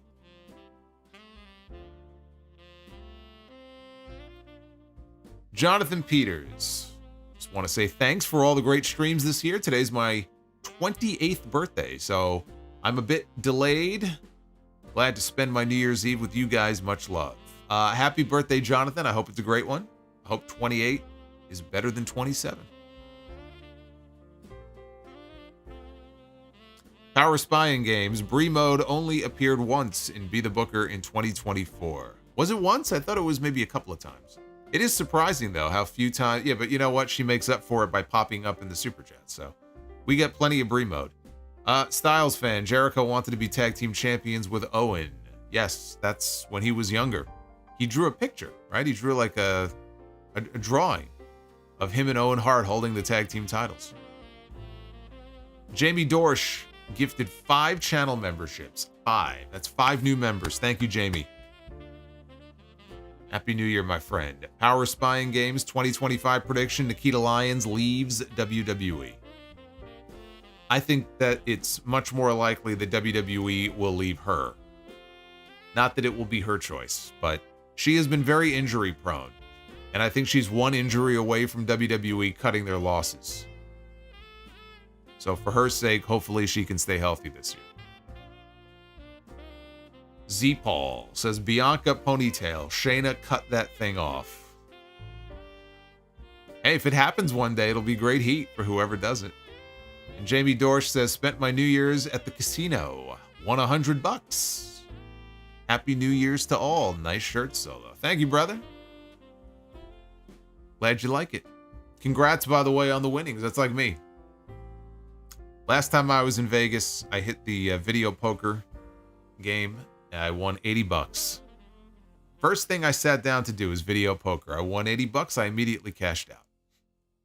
I said, I am not going to bother anymore because I know exactly what's going to happen, and I'm going to lose this 80, and I'm going to be upset. So I'm going to take my $80, and I'm going to get a nice dinner. And that's what I did. And Jeremy Rose, buy, rent, and sell. WrestleMania guest wrestlers, Trump, LT, Johnny Knoxville.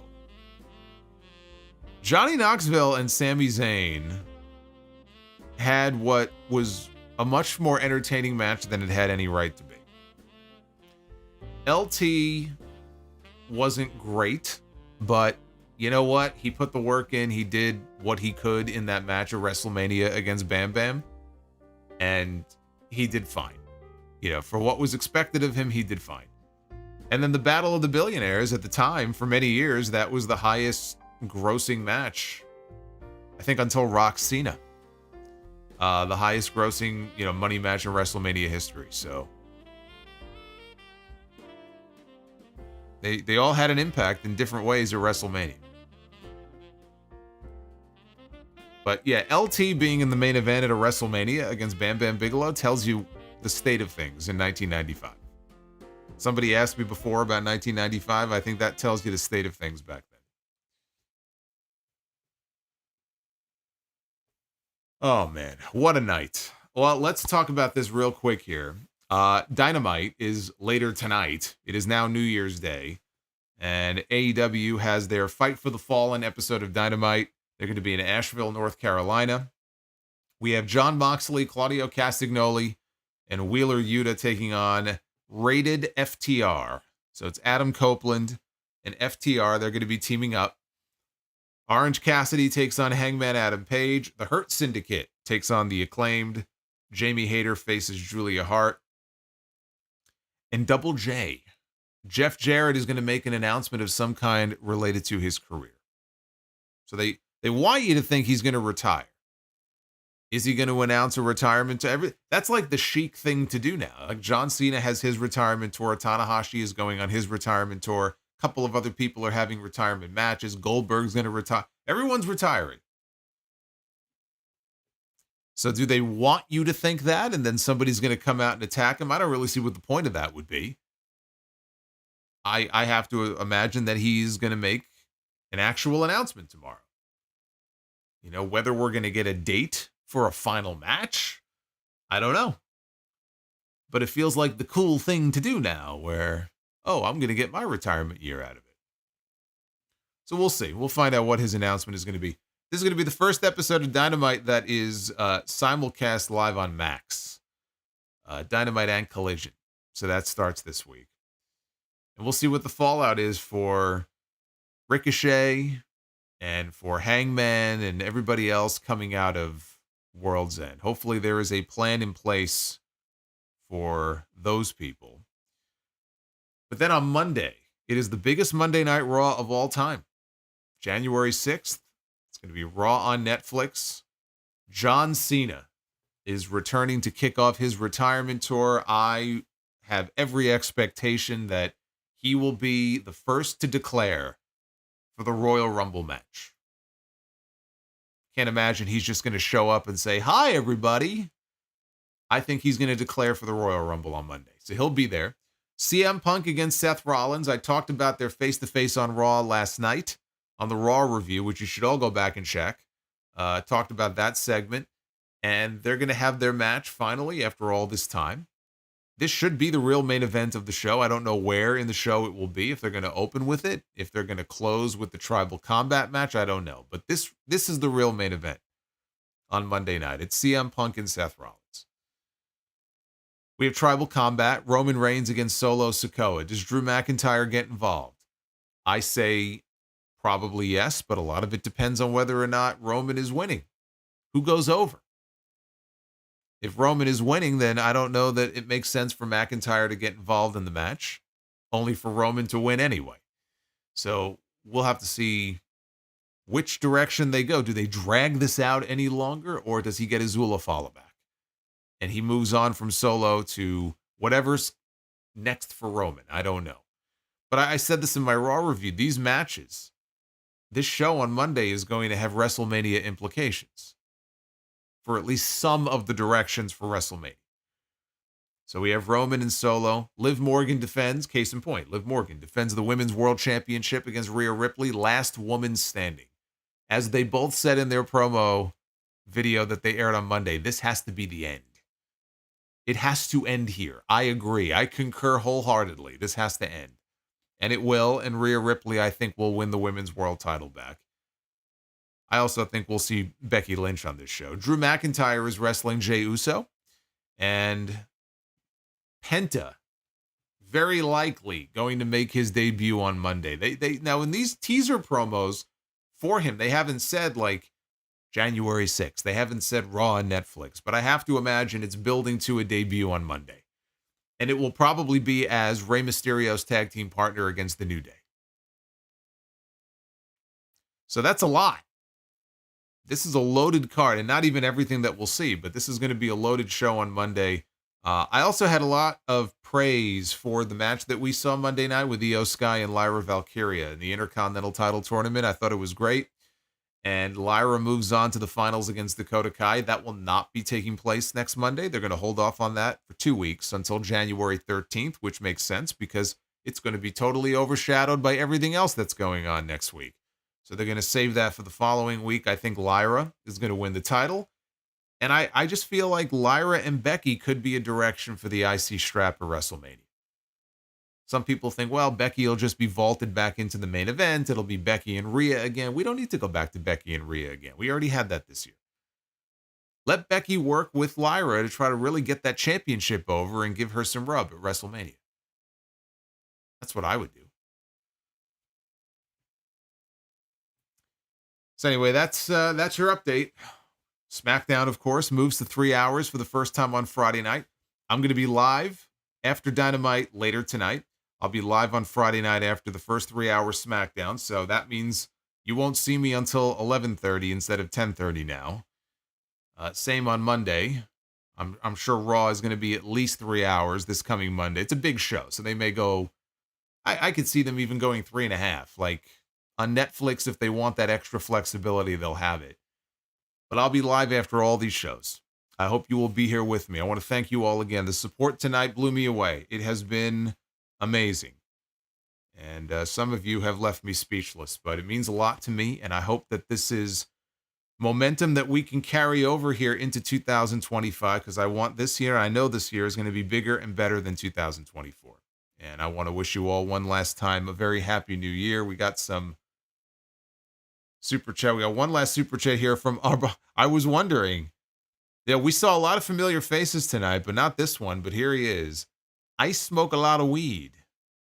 Is dropping a $4.99 prediction. Saturday night's main event, December 2025. A desperate John Cena wins number 17, turning heel, and we get one more year of heel Cena. Brother, I know that sounds great in theory, but if you think that John Cena is clearing a second year of all of his movie projects, you are smoking a lot of weed. Because that's not happening. They should be thanking their lucky stars they got him to clear his schedule this year. They got him for 1 year. That's it. You get him for 1 year. You got to make the most of that 1 year. He's going to win the title. It's not going to happen in December. It's got to happen before then. It has to happen no later than SummerSlam. But Happy New Year, my friend. That's some good weed. Happy New Year to you.